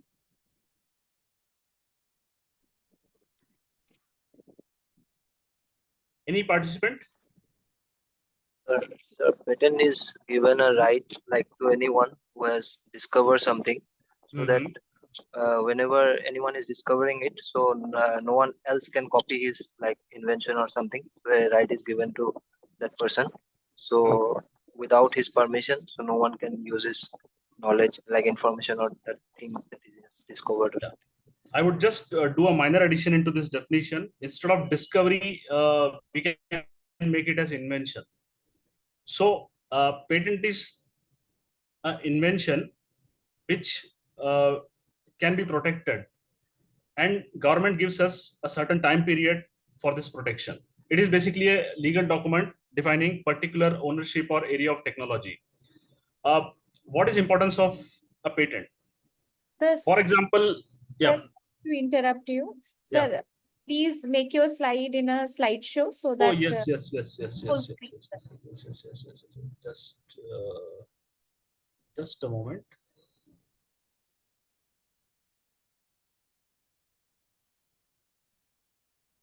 Just a moment. Yeah, I hope now it is visible in the slideshow mode. Yes, sir. Yes, sir. Thank you so much, sir. Thank you, ma'am. So it is a legal document defining ownership of particular area of technology. So, for example, I think many of the students have joined us. Many of the undergraduate students and postgraduate students have excellent ideas and excellent innovation of technologies. So, as a civil engineer, let me talk about cement. So, cement is one material in which extensive research is going on in the area of civil engineering, and a lot of binders and a lot of additives have been identified till now to replace cement. So what happens if we don't protect the technology? What happens if we put that in the public domain? One of the main requisites for inventions is funding. So if you don't protect your innovation, if you don't protect your invention, obviously uh, it will be very difficult for you to generate funding. So prior knowledge of patents, copyrights, trademarks, and trade secrets is very essential.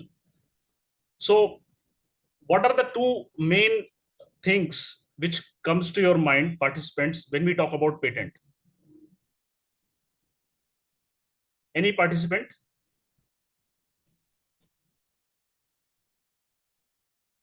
What are the two main things which comes to your mind when I say you have to patent your invention?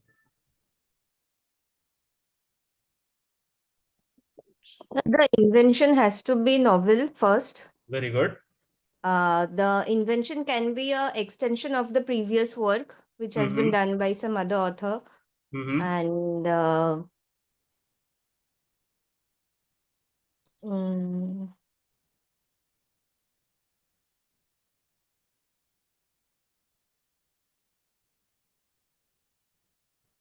Okay. So basically there are three criterias. First one, it should be novel. Now, what do I mean by definition of novelty? Novelty means it should not have been reported in the previous prior art. It should not have been reported previously. If it has been reported previously, it cannot be patentable. Second one, it should be inventive step. It should not be merely a theory or merely a principle. It should have some application. Thirdly, it should be capable of industrial application. Now, what do I mean by the fact when I say it should be capable of industrial application?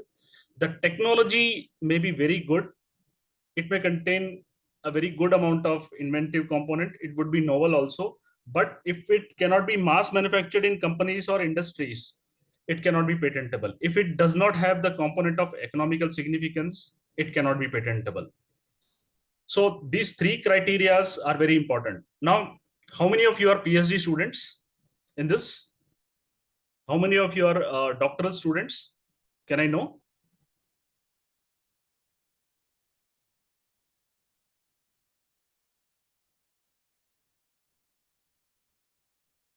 Any PhD student in this? Yes, sir. Yeah. So what is the first step of starting of PhD dissertation? Manoj, I think. Yeah.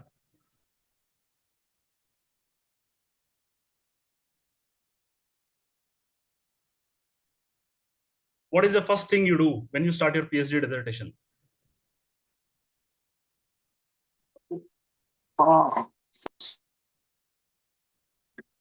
So I want to select the domain, sir. Domain first. Domain.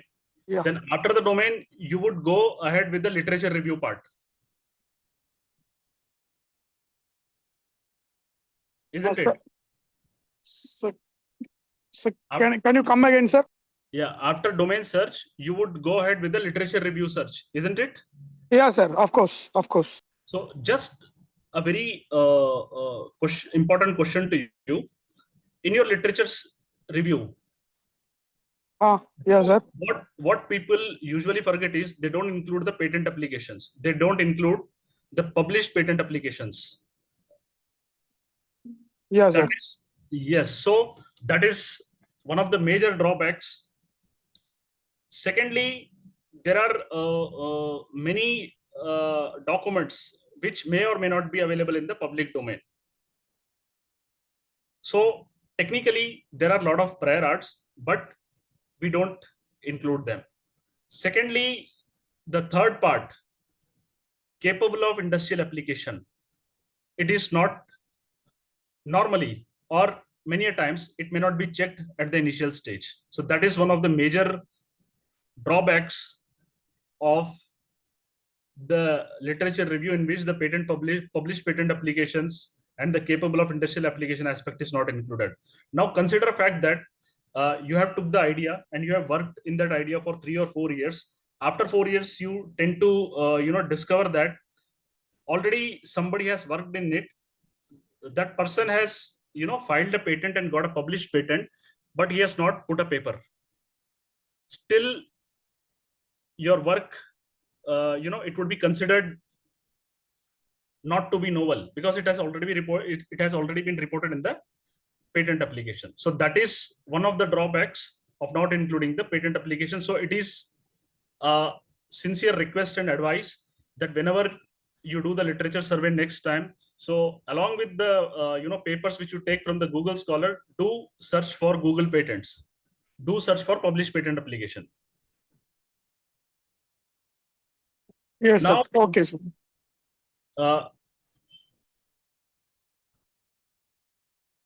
Just a second. I think I cannot see the slide moving.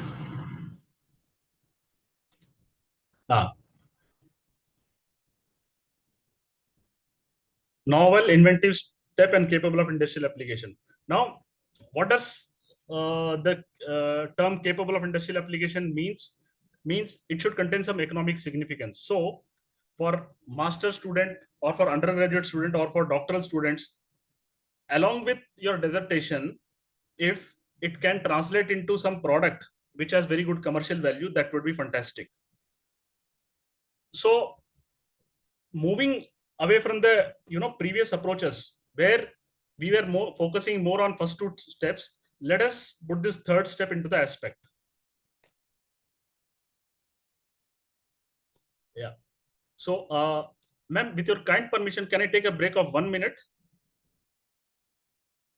Yes, sir. Yeah, just 1 minute. I'll be back in a minute. Yeah.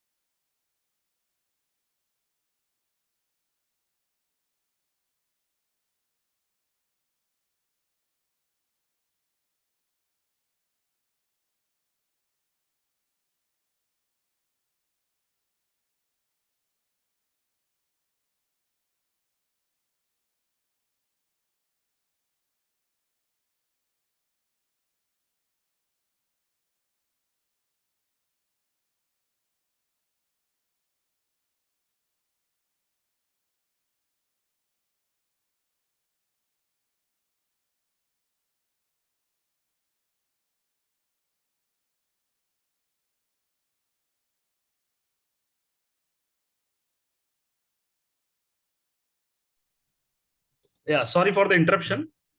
So coming back to the previous step, so it is very important for everybody to include all these three aspects and to include the patent applications also. So in the first year of your research, be it an undergraduate project or a postgraduate project or a PhD project, whenever some idea comes to our mind, the first thing what we should do is we should check this idea with following clauses of the patent manual to see whether our idea is patentable or not. The first one, if it is frivolous and against nature's law. For example, if I just say, okay, somebody can develop a machine which has 150% efficiency, so it may not be patentable. Against public order and morality may not be patentable, not patentable. Mere discovery of scientific principle, living beings, natural substances, not patentable. Mere discovery of new form of a substance which does not improve the efficiency, not patentable. Substance obtained by mere admixture resulting only in aggregation of properties, not patentable. Mere arrangement and rearrangement of known devices, not patentable. Method of horticulture and agriculture, not patentable. So why these criteria are very important? Because if we know it in the beginning itself that this idea is not going to work, so we will not put our effort into these ideas. So whenever you are proceeding ahead with any research in any domain, so at first evaluation of your idea is very important. Precisely, you should evaluate what is the idea all about, whether it would generate some fruitful products, whether it would be commercially viable or not. So these are the three parameters which you should think of. So whenever some idea comes to your mind, you should always match your idea against these criteria. Any process for medicinal, surgical, curative, diagnostic, therapeutic, or other treatment of human beings, not patentable. Plants and animals, whole or in part other than microorganisms, not patentable. Mathematical or business method, not patentable. Presentation of information. I am presenting this slide to you. It is not patentable, but it is copyrightable. Topography of the integrated circuits, not patentable. Invention in effect, which is a traditional knowledge, not patentable. So whatever medicines or the knowledge exists in our traditional knowledge database, that is also not patentable. So I would like to ask again, I want this session to be interactive. Any student who can say or who can just describe his or her idea which falls into this parameters, which falls into this non-patentable inventions.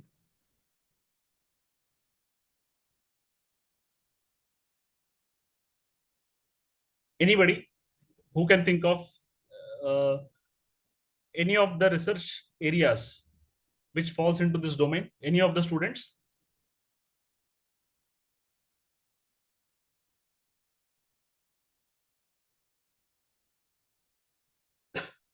So whenever your idea falls into these domains, you should not be discouraged. What we have to do is we have to dissect this invention into different parts. So every invention definitely contains one component which is patentable. So you have to bring out that part, and you have to remove the part which is not novel or inventive or which does not contain industrial application. You have to bring out this part which is patentable.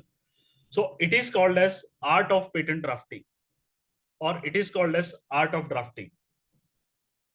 So the success of patent application depends upon these three steps, but also on the fact that how your patent is drafted. So whenever you are going for your patent drafting, you have to approach a very good attorney. Now, let me tell you its significance in civil engineering. Civil engineering is one branch of engineering where the domains are very broad.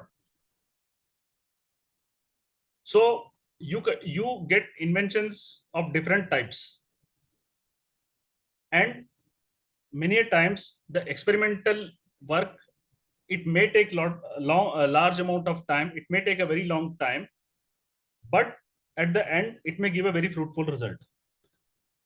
So many a times the experiments which you do in civil engineering, one experiment is dependent on another experiment. For example, if I talk about concrete, the proportion of the mixed design decides strength of concrete. And many a times it may decide durability of the concrete also, or the properties of the ingredient materials decide on properties of concrete, on durability of concrete, and how that concrete will function when it is put into building or a bridge for a span of 20 years or 30 years. But many a times such novel technologies are not patented. So before it is used by the person who has generated it, the person who has patented it may use it. So every step of experimentation needs to be patented. How many of you think that patenting is a difficult process? Can I have an answer? Can I, any participant who thinks that patenting is difficult and it takes a lot of time?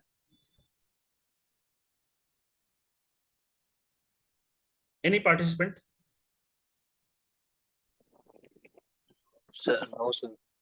Yeah, Abu. Like we need to file some documents and all patent information. Yeah. So Yeah, it's Abu. not that complicated. So it's not that complicated. It's easy Okay. to file a patent company. Very good. So it is not complicated if you understand the laws, and if you know the art of patent drafting, and if you hire the correct attorney. It is not at all complicated. It is a very simple process. It is a very simple process. The main aspect is how you describe your invention. Many times our invention has a very good potential, but we tend to describe it in such a way that it becomes complex. It is not understood by the examiner or the companies which want to invest in it. So description of your idea or description of your invention or the language of description of your invention needs to be very simple. It is one of the keys to get your patent granted. It is one of the keys to generate very good quality of inventions. Now, let me come to types of patent applications. Patent application can be classified into ordinary patent application, convention application, division application, patent of addition, and PCT application. So the first application as per Form 1 filed with our patent office. Second one is convention application. If your invention is of very good quality, you would like to protect it in multiple countries. By the way, patent is territorial based. So if you patent it in one country, it may not be applicable in another country. So if you have a very good invention, you tend to protect it in different countries. So you tend to file convention application. Next one is divisional application. If two inventions are closely related to each other, but may not be byproduct of each other, then we tend to file divisional application. Patent of addition, many a times inventor has one main invention, and over a period of time he keeps on adding small components of that invention. That is called as incremental invention, and those inventions can be protected by using patent of addition. Last one is PCT application. It is also one of the very useful application when you want to go for international patent filing. So let us come to first application. Again, we can classify these applications into two categories. One is provisional, one is complete specification. Now, whenever some idea comes to your mind, many of you think that, let me complete the experimental part, or let me devote 1 year to this work and develop this idea, then to go ahead with patent application. But by the time you develop that idea and you have the experimental data, already somebody has filed that idea, already somebody has patented that idea. Ultimately you lose the idea. That is why whenever you have a very small idea which can be developed into a very good potential commercial product, so immediately you should go for provisional patent application. Provisional patent application has a huge advantage that it secures the priority date. Then you get 1 year's time to file the complete specification. Otherwise, your application may be abandoned. So the inventors who have the idea with them, they can immediately go ahead with the provisional application. So don't wait for the data or the experimental work. For all the experimental work to get completed immediately, if you have the idea, please go ahead with filing of provisional application. So just a second. I think I'm unable to move the screen is moving. So second one is convention application under section 135. So when you want to protect your invention in multiple countries, so there is one way in which at first you can file it in India, and within 12 months you have to file it in different countries. But considering the number of countries and the time frame, this time is very small, and at many a times the patent application needs to be translated in other language than English. So this takes huge amount of time, and it is very costly also. So these are the drawbacks of convention application. For language translation, fees of patent attorney and filing charges, it puts a huge burden on the inventors. That is why we can go with PCT application, in which 156 member countries administered by WIPO are the members. So in one single shot, you can file an international application. Then finally, you can enter into a designated national phase, or you can enter into the national phase for the country which you aim for. So this is more simple and much better. Students, any question and queries till now? Because it is a very highly technical session, so I would like to break this session into 3 parts and ask for question and queries. So any question and queries till now? Any student who has any questions and queries or difficulty in understanding what is a patent and why it is necessary, and what are the different advantages or drawbacks, or any questions and queries till now?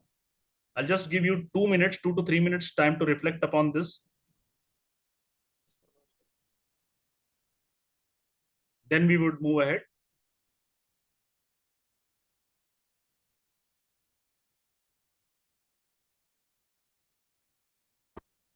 Hello, sir.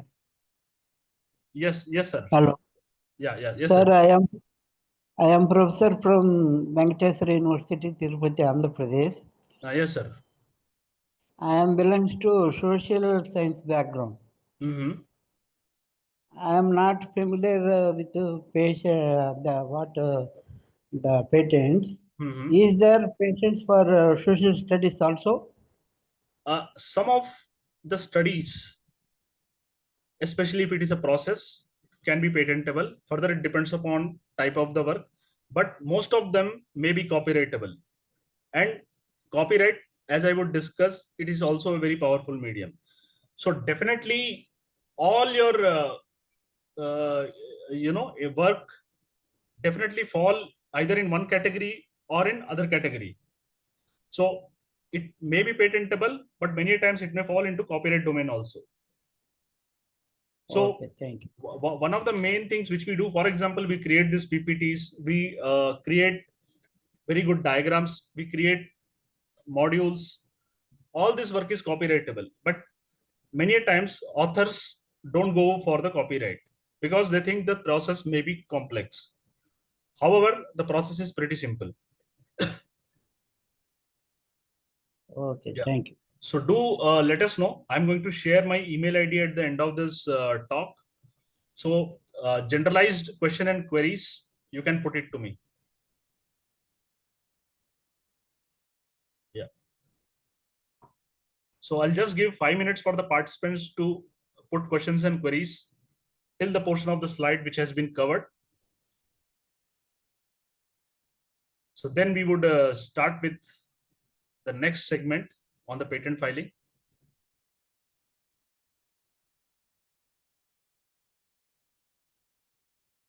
So we have one question from the participants, Mr. Manoj. Yes, Manoj. Mr. Manoj, you can kindly unmute your Yeah, ma'am. microphone. Ask Yeah, ma'am. directly. Sir, good evening, sir. Good evening, Manoj. So I have built a product, sir, in Mhm. IoT. So I am going for a patent. Mhm. So related that, I want to discuss details, sir. So that's why I asked your mail ID regarding.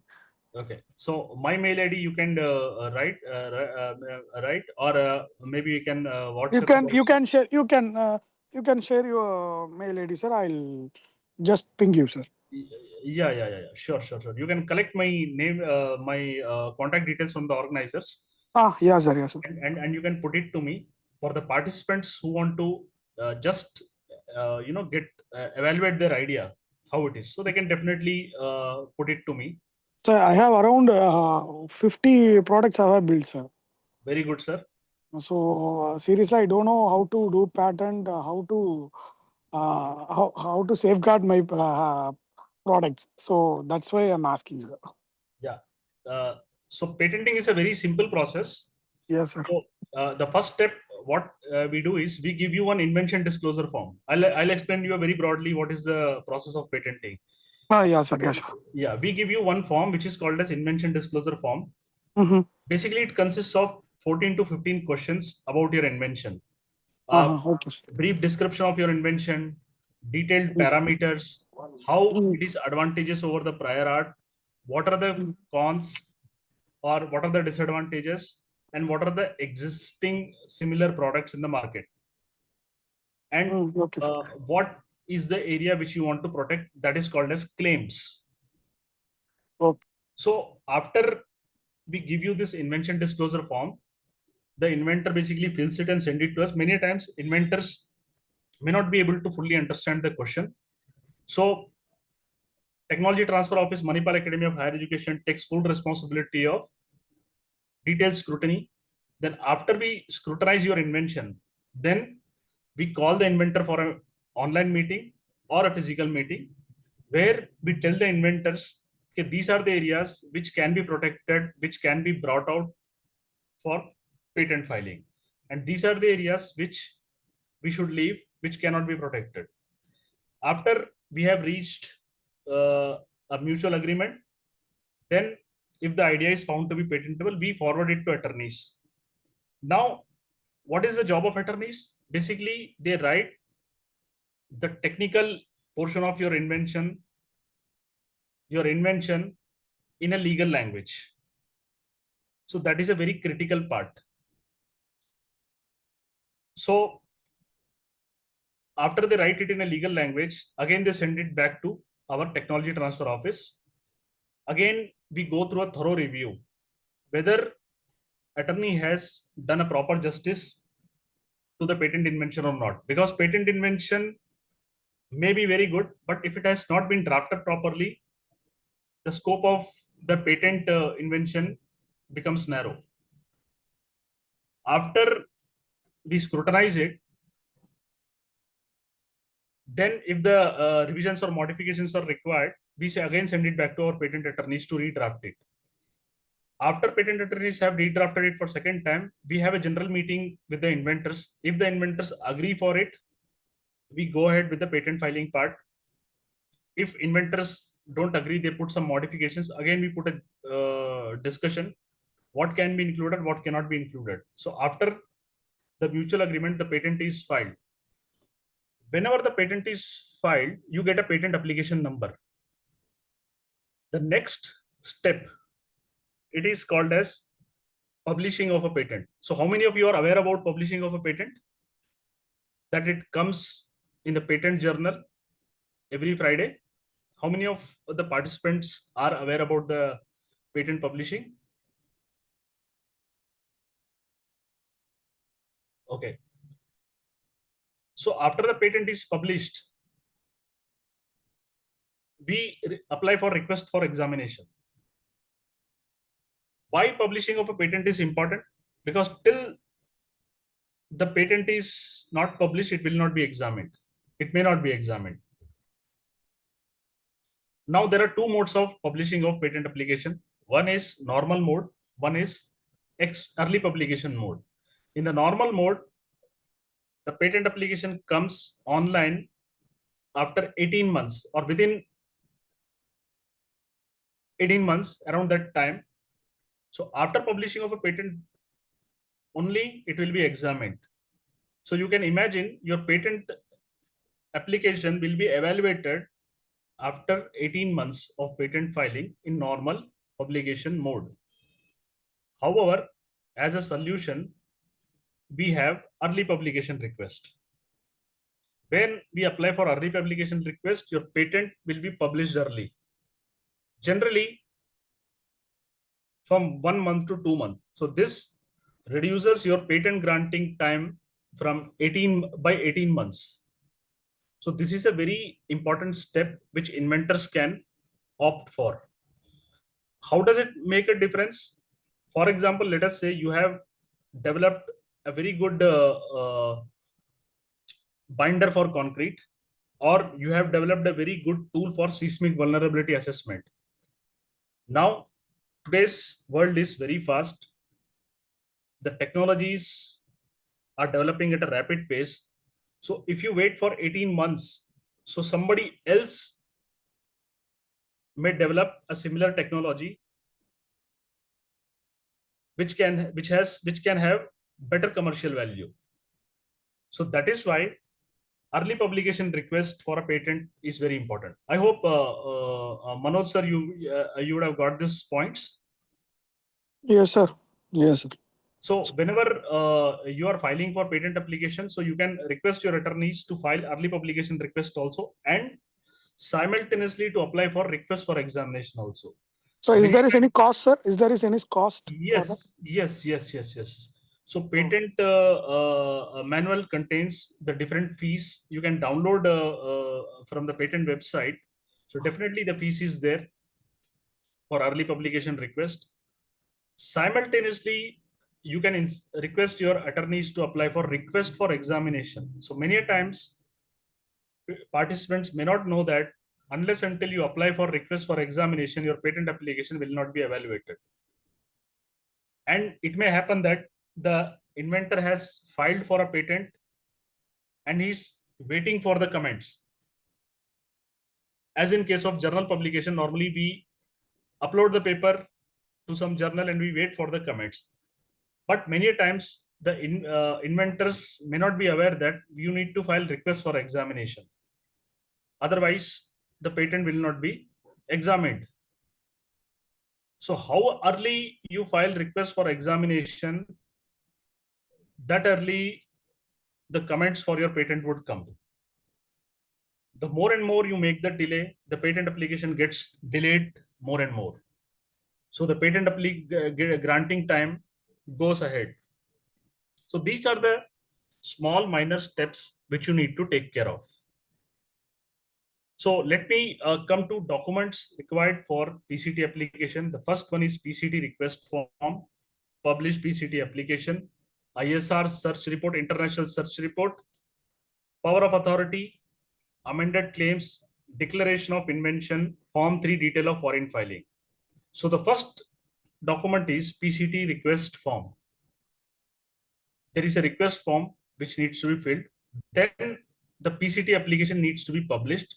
Then international search report, power of authority, where you give authority to a patent attorney to transact or to communicate on your behalf with the patent office. Also, it is called as Form 26, amended claims. So if some objections have been cited by the patent office in your claims, amendment of claims to remove those, declaration of inventorship. So many a times it may happen that you may be working in some university or in some firm where the university or that firm may be filing the patent application. It may become the patent applicant and you become the inventors. So the whole rights of the patent application lie with the firm. So inventors are part of that application, but the rights lie with the firm. This is also one of the important points which you need to know. Many times inventors are confused when the patent is filed. Although they are inventors, they think that they may have some rights. So the rights lie with the applicant. So there is one declaration of invention form, which is called as Form 5, in which details of all the inventors are included. Form 3, which contains details of foreign filing, you have to give the detail of foreign filing. Patent of addition, very useful tool. So many inventors, would be thinking to commercialize their patent. Now, to commercialize a patent, to file one patent in that particular domain may not protect the invention fully. So you need to file multiple patents. So patent of addition is one of the important tools. So let us say some inventor has developed a replacement of cement. So after 1 month, that inventor may develop some incremental addition. After 2 or 3 months, again they may develop some additions. So these incremental additions are infinite. So every time you go to file a patent, you may incur a very huge cost. But if the inventions are directly related, if they are incremental in nature, they can be protected under the umbrella of patent of addition. It is a very useful tool. So the main important point about this patent of addition is it doesn't incur any cost. So you can protect your incremental inventions very effectively. Basically, patent of addition shall be granted after grant of main patent. There is no separate filing or renewal fees. I'll explain what is filing fees and what is renewal fees. And it expires along with the main patent. So the time period of patent is 20 years. So this patent of addition will also expire with the main patent. In case of revocation of the main patent, the patent of addition can be converted into the main patents. I hope patent of addition is clear. This is a very important slide, patent of addition. I'll just request the participants to go through this slide for a minute. And in case of any doubt or query, they can ask, because there is a very thin line between patent of addition and divisional patent application. So the theme of this workshop, seismic vulnerability. So seismic vulnerability can be ascertained by different process. Definitely, it may contain different incremental additions. So this is a very important tool in the seismic vulnerability assessment to protect those inventions. So I would like the participants to go through this slide for a minute. I'm putting special stress on some slides as they are of very nature, so that I would like to ensure the full understanding of this slide.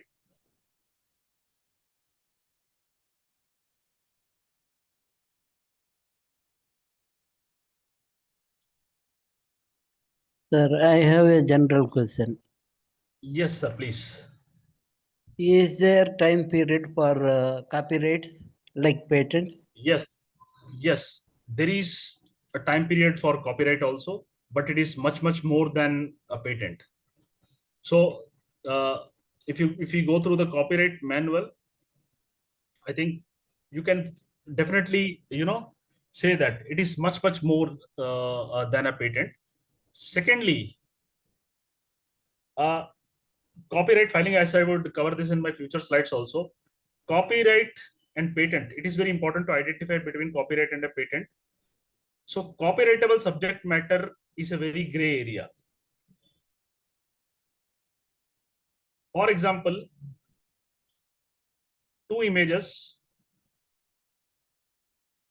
similar in nature, if you have done some modification in image 2, one may think that it may be copyrightable and it is different from image 1, but they may not deviate from the basic concept. So it may again not be copyrightable. So it is very important for us to decide. And time period of copyright is much more than time period of a patent, and it is a very powerful medium. And awareness, we should be very much aware whenever we are using some image. Many times in the journal publications, authors tend to use images. They should definitely get the license, then they should give the proper acknowledgement and proper credit, and with the due permission and the due following of principle of ethics, we should use it. Yeah. So any more questions in this patent of addition? Anybody who is confused? What is the main patent? Yeah. Sir. Yes, sir. Please tell me. So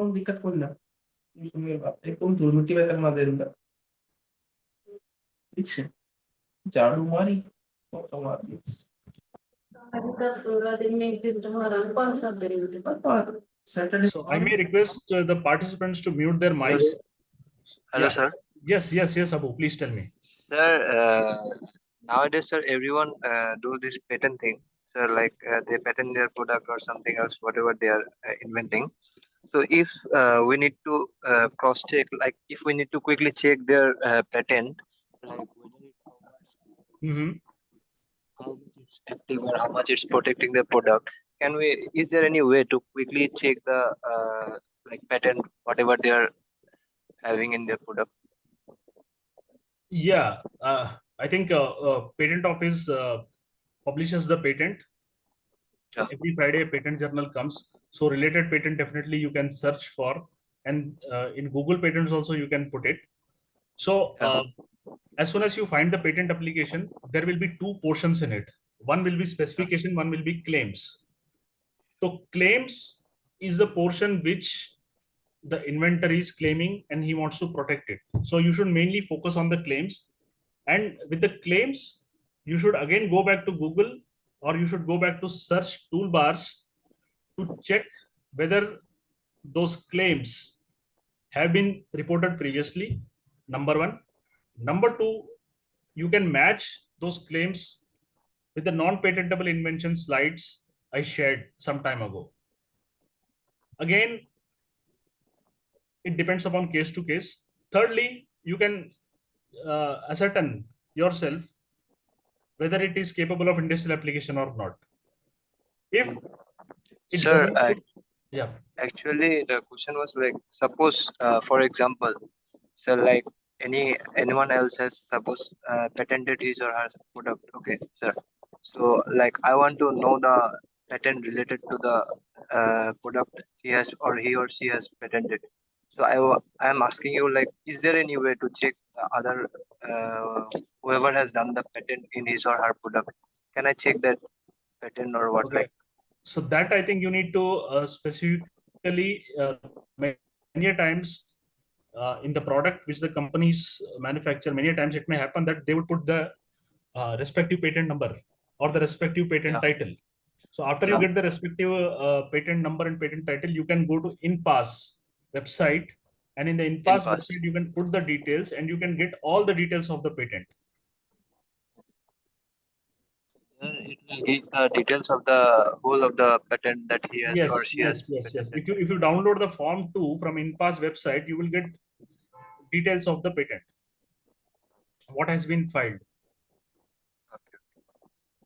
Further, you can consult the patent attorneys also. They can also do the search for you. Yeah. These are the two ways. And thirdly, you can put it in Google Patents also. Many times, a lot of documents do appear in the Google Patents. If you know the title, or if you know the selected keyword also, you can put it in Google Patents. You will find the relative patents. So, sir, you have just said that website, what you have said, like the where we need to put that patent name? Like, can you In pass. repeat it? INPASS. In pass. Oh, in pass. Yeah, in pass, you can put, if you have the patent application number with you, you can directly put and you can get the documents, and you can yourself track your filed patents. For example, if you have filed a patent, you can put it in InPass website and you can track the status. So it is applicable for others also, no? So others applicant number also I can put, and I can check that Yes. like the patent office. Yes. So or not. yes, you can check. So whatever patent has been published, all the documents related to it, be it declaration of inventors or the name of inventors or the name of the applicant, or all the details in Form 2 would be shared in the InPass website. Okay, sir. Yeah. Thank you, sir. Yeah. And further, you can write to us also. If you have some query on IP, you can, I'll share my mail ID at the end, or you can take my mail ID from the organizers. So you are more than welcome to share your queries with us. Okay, sir, sure. Yeah. So patent of addition, I hope it is clear to everybody. It is a very important form of patent. Number two, it doesn't incur any cost. So it is one of the most popular forms of patent. Now the next type of patent is divisional application. Many a times controller may raise an objection that patent application contains more than one invention. So they are two separate inventions, although related to each other, but they are separate. So in that case, we go ahead with filing of divisional application. However, separate fees and separate request for examination. RFE means request for examination needs to be filed.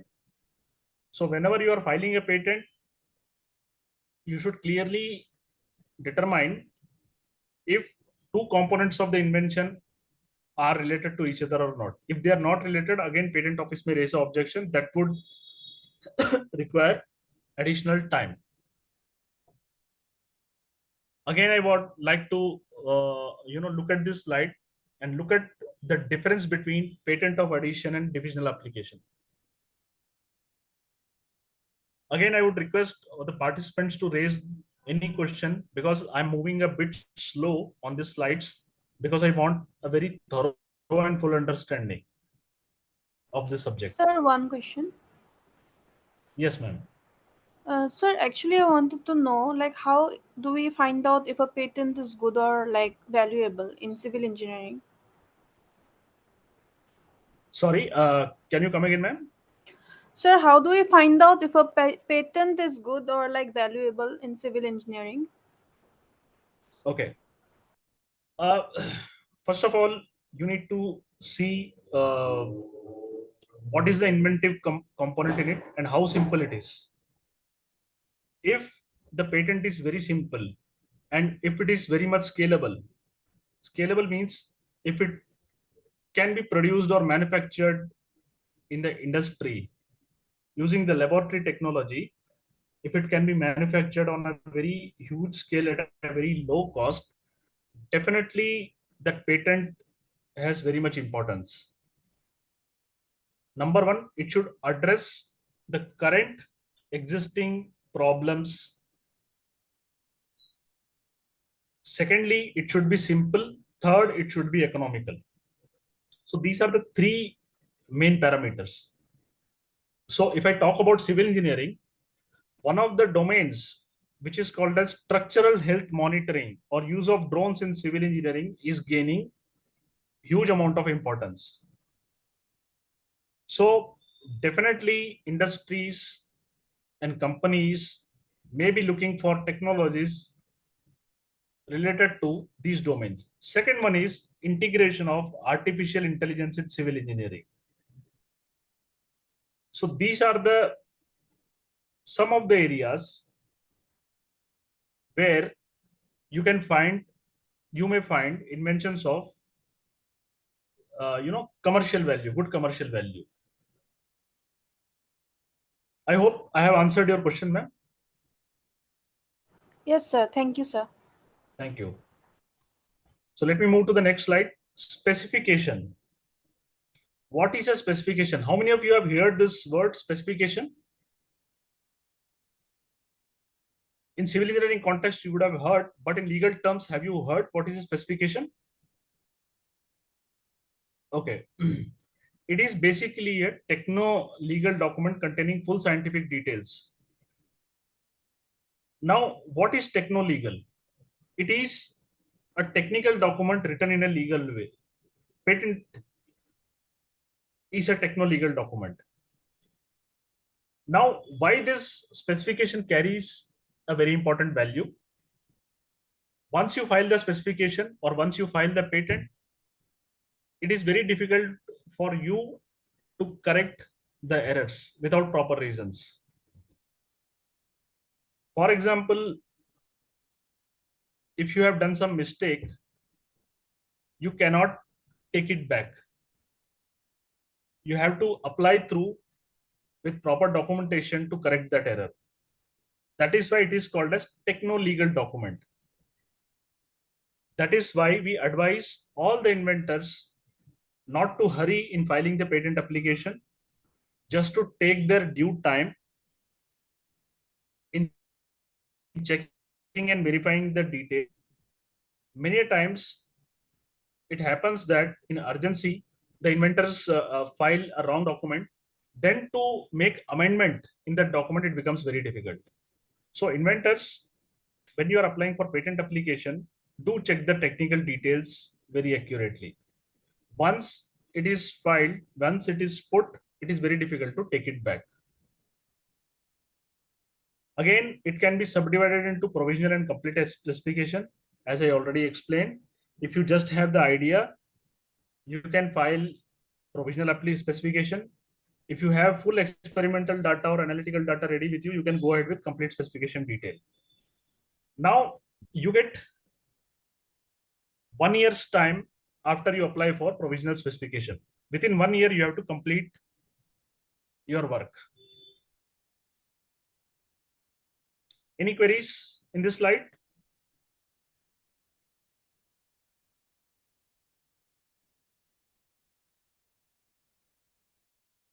Now, let me come to contents of provisional specification. What is the main advantage of it? It secures a priority date.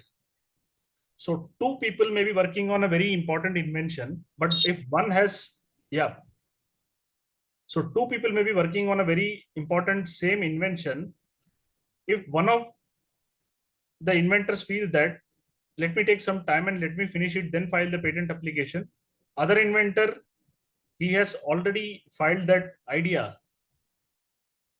So it can protect other person from working in that area. It secures a priority date. However, within 1 year, if you don't convert this provisional application into complete specification, the patent gets abandoned. What are the contents of provisional application? The first one is title, description, field of invention, including the prior art. So these are the three main components.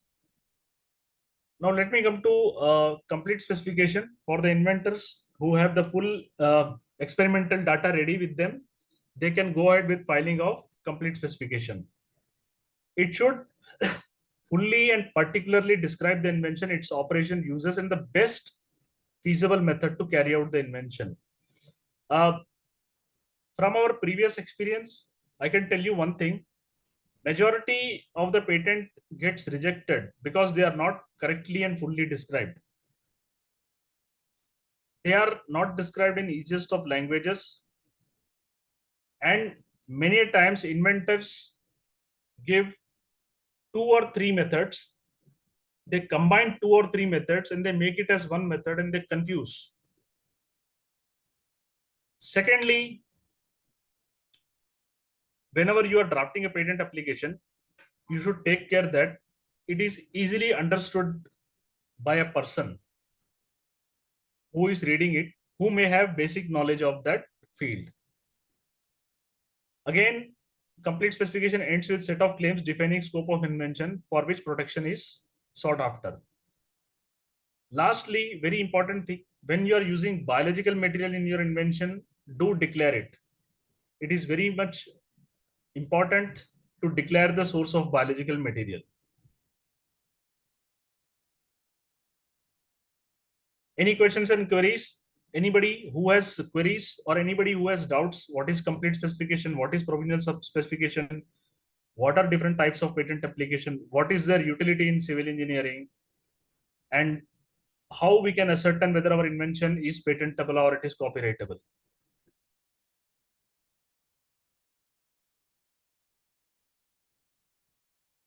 So let me move on to the next slide. Priority date. What is priority date and why it is important? Priority date is very important because from that date, you tend to secure your invention. Now, provisional and complete specification, provisional specific, there may be one doubt. For example, if one inventor has filed a provisional application with 3 claims, and after 1 year, he adds 3 more claims and he makes us 6 claims and he files complete specification within 1 year. So would the priority date apply to first 3 claims, or it would apply to last 3 claims, or it would apply to all 6 claims? Anybody who can just throw a light on this question, who can answer this question? I hope all of you have understood my question.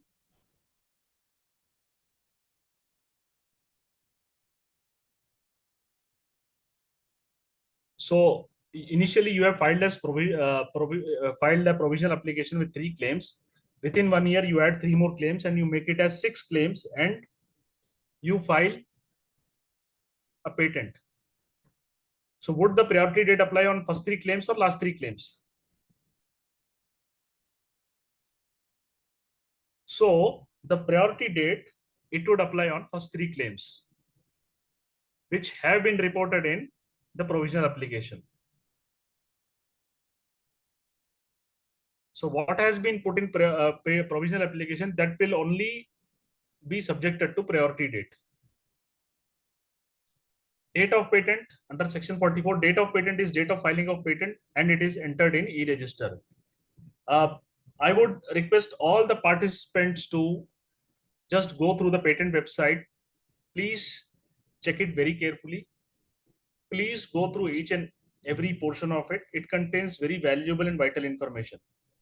So you can take it as an exercise for this class. Just go to the patent website and check the different particulars. Under section 39, so if the applicant is a resident of India,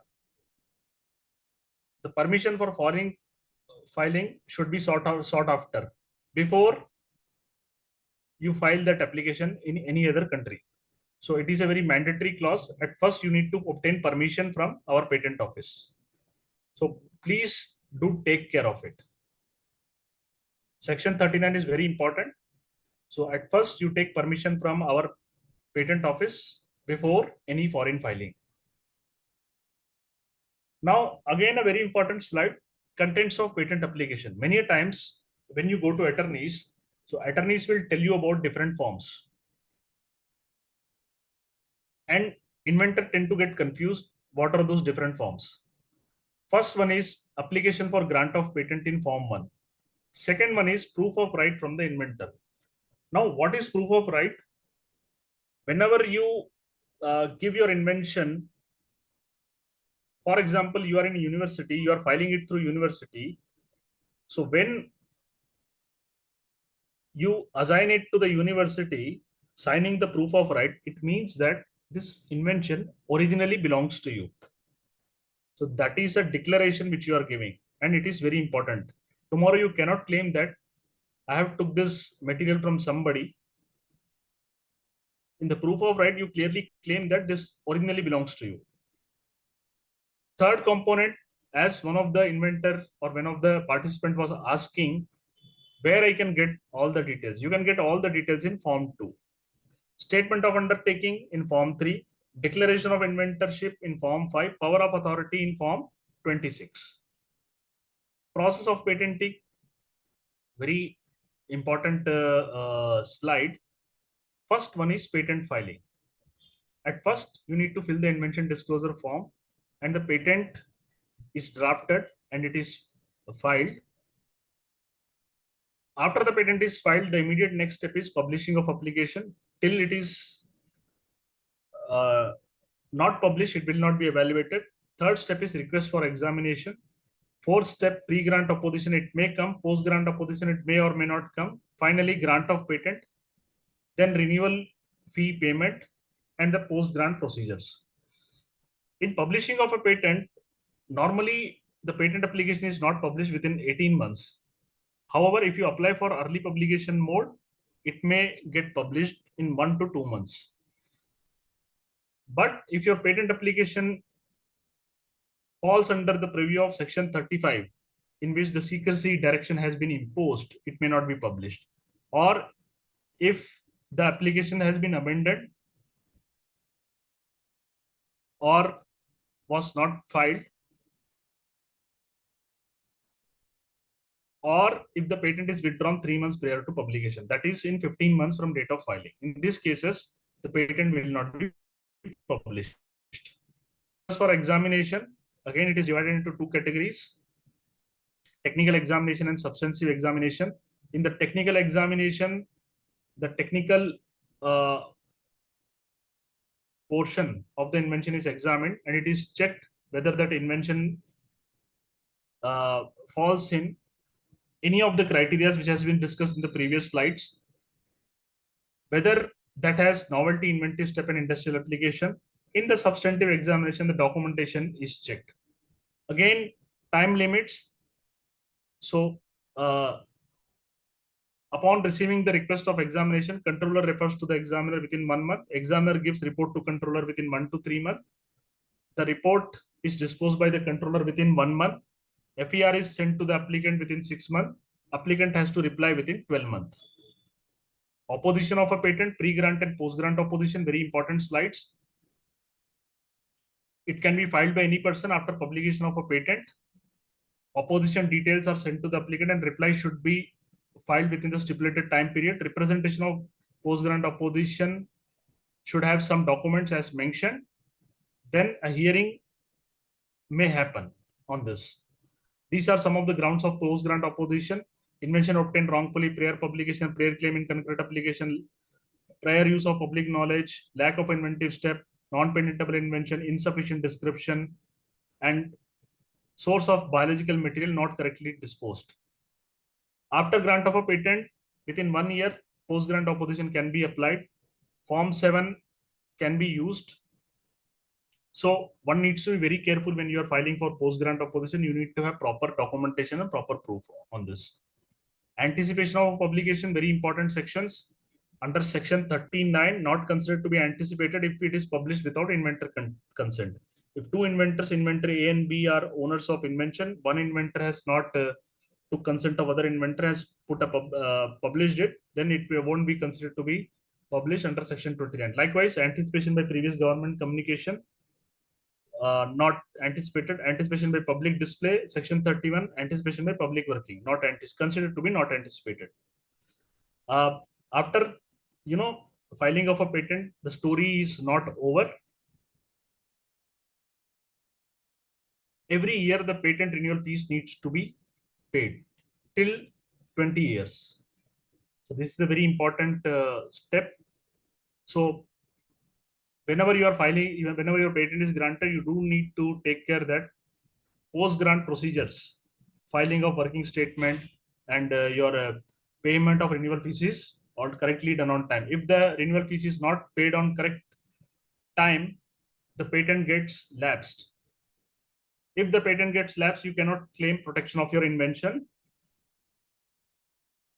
Restoration of patent under section 60 needs to be filed within 18 months from lapse of patent. Application stating facts that non-payment of fee was unintentional, and notice of opposition given to interested parties.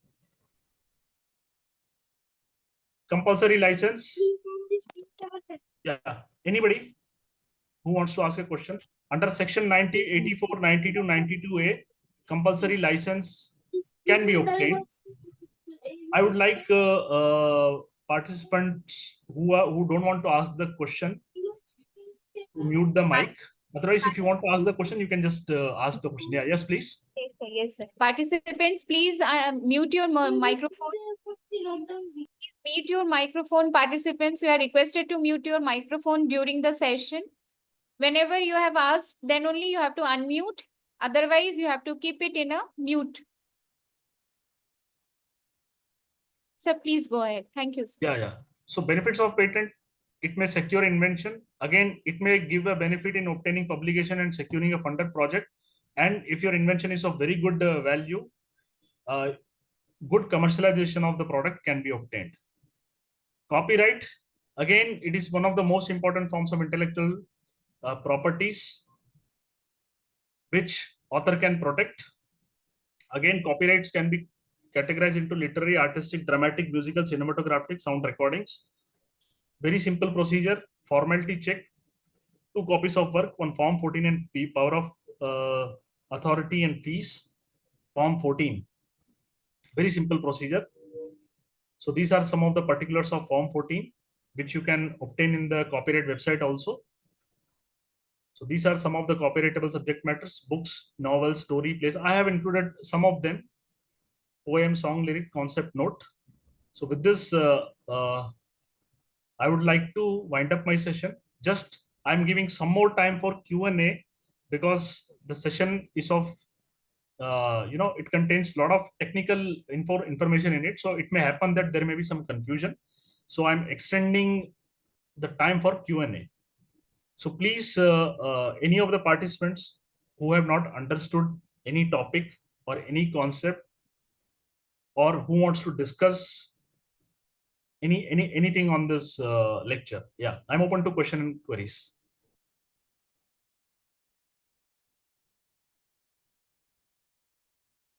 Further, if you want me to go to any particular slide to re-explain it, I can go to that also. So one of the main difference between patents and copyrights, copyright basically pertains to the artistic form or literary form. That is one of the key essential features of copyright. Again, patent can be reclassified into 2 categories. One is utility patent, one is design patent. Utility patent contains utility features of an invention. Design patent basically is design shape of any object or any invention. So these are the basic categorization of patents.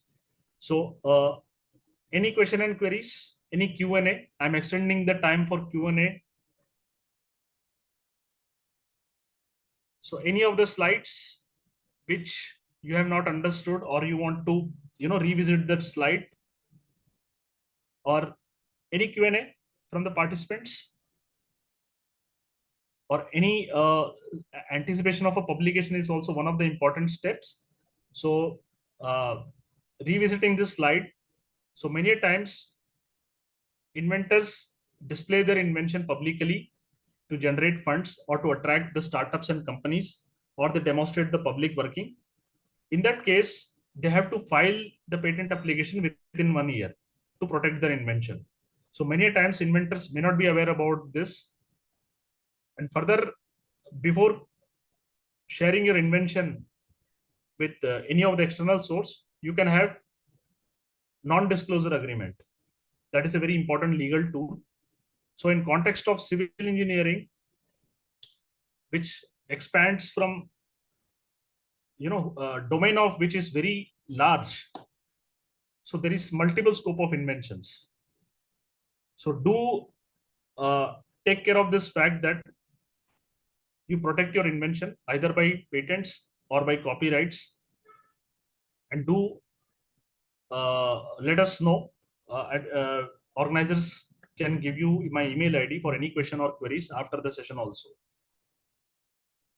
So yeah, so any Q&A?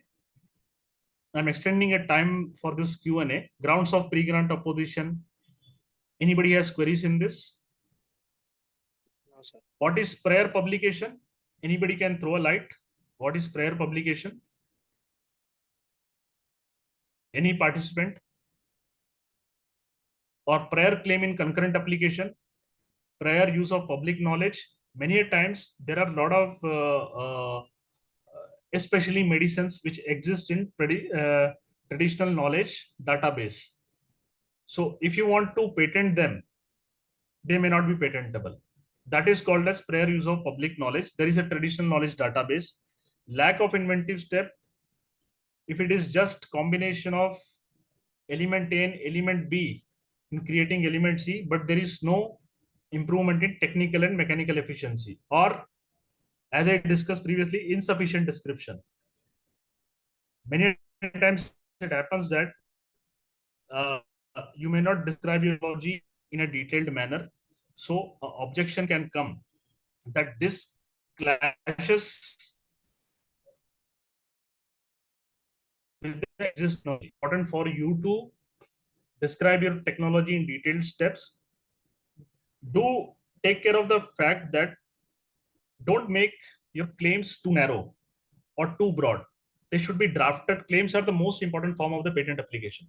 So they should be, drafted in a very accurate manner. So these are some of the important things. Prior publication, again, if you have already published that work, you cannot patent it. Or if you have already filed patent for that particular application, you cannot file the patent for the similar application, which contains similar inventive technology. It should be different. Yeah.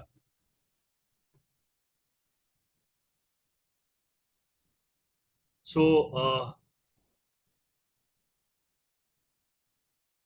renewal fees, again, I would like to reiterate. So whenever, especially inventors who are filing the patent themselves, also many times inventors, they themselves file multiple patents. So do take care of this date of renewal fee. It is a very critical aspect. Many times inventors tend to ignore this aspect. So if it is not paid in time, if the patent goes for restoration of a patent, you have to prove that this was unintentional. Non-payment of fee was unintentional. It becomes very difficult to restore in this. So yeah. Again, revisiting this benefits of patenting.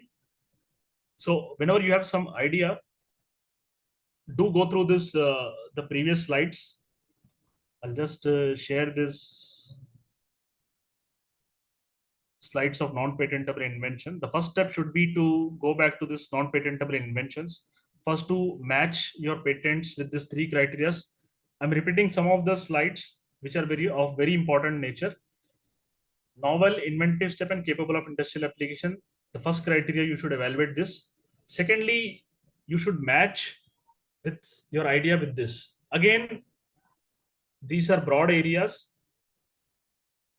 Further, if you have some doubt, you can go to some patent attorney or you can write to us for a detailed scrutiny of your inventions. Even if they fall in that area, again we have to carefully scrutinize it to check what are the parts which can be protectable, what are the parts which cannot be protectable.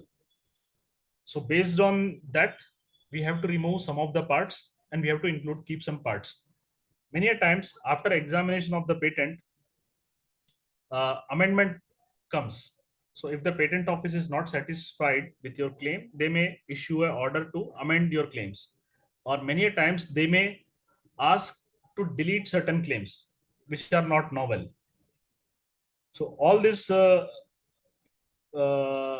parts are very important. So we should have ample knowledge of it. So again, I'm coming to non-patentable slides. Please go through these slides very carefully. Yeah. So I'll give you 1 or 2 more minutes time to go through these slides. I'll again come back to non-patentable inventions. Slide 1, 1 minute for each slide, because they are the most important slides which you should be aware of.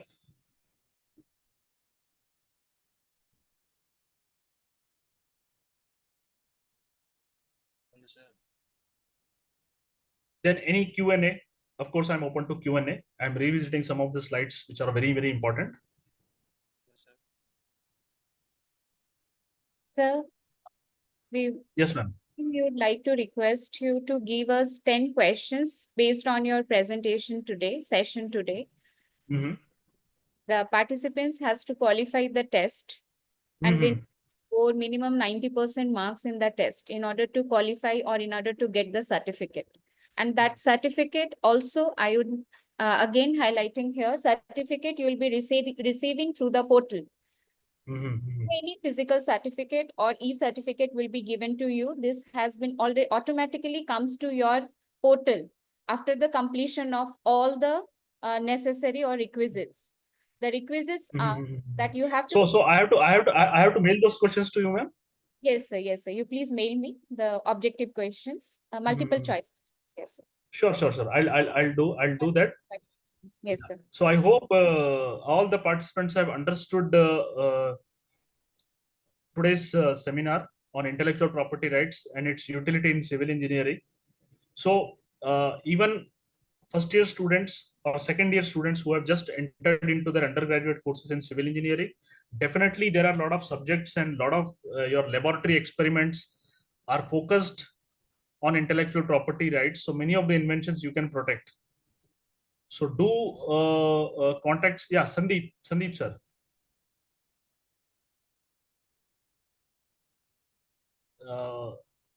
I think he has raised his hand, so he wants to ask some question.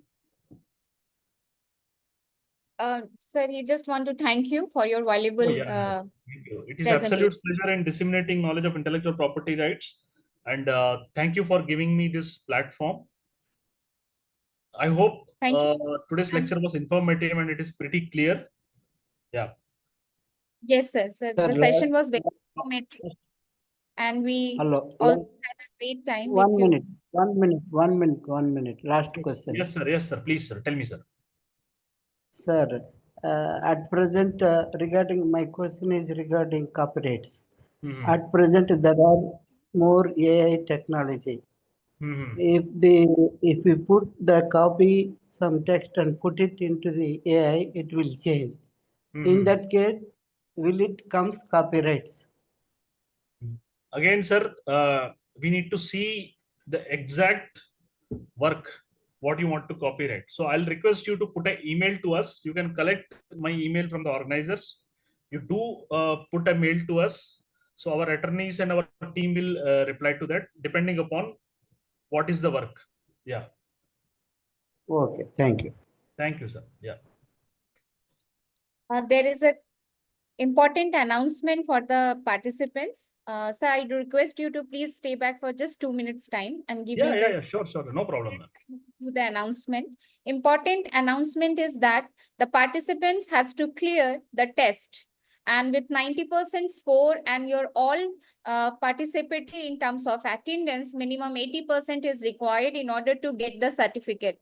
So please, participants, do attend the session so that you will be qualified the test. You will be able to answer the test at the end of the session, not today, at the end of the 6th day. So there will be 1 hour time in which you have to answer the questions. Okay, not today. The session answer questions will be given to you at the end. So you have to appear it. I have already shared the detailed FDP schedule with you. If you don't have, I will again share it with you so that you will get the all information that what further future sessions we have, and the timing also, session timing. You have to join 10 minutes prior to each of the sessions in order to get your attendance, and we also need to start the session on time. So I would now request all the participants to please switch on your video so that we can have a quick photographs with our resource person today.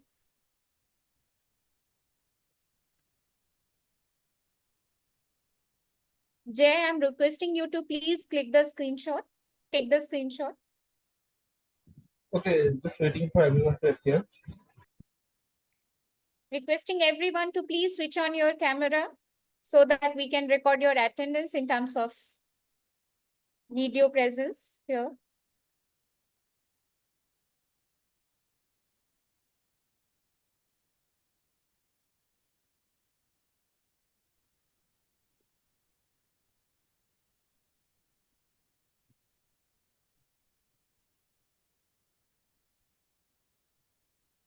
Could it be captured? Yes. Yes, sir, it's been captured. Okay. Once That's again, very good. Thank you. check. Thank you so much, Chair. Thank you, ma'am.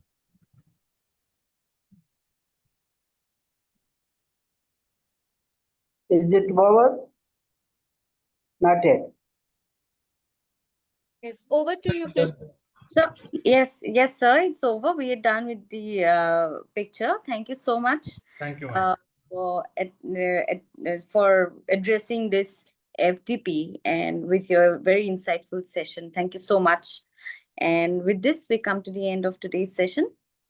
Good night, everyone. Thank you. Good night. And thank you, Professor Bharadrajan, for your insight in IPR aspects of civil engineering. Thank you. Thank you, Dr. Verma. Thank you all the members of the organizing team. Thank you. Thanks.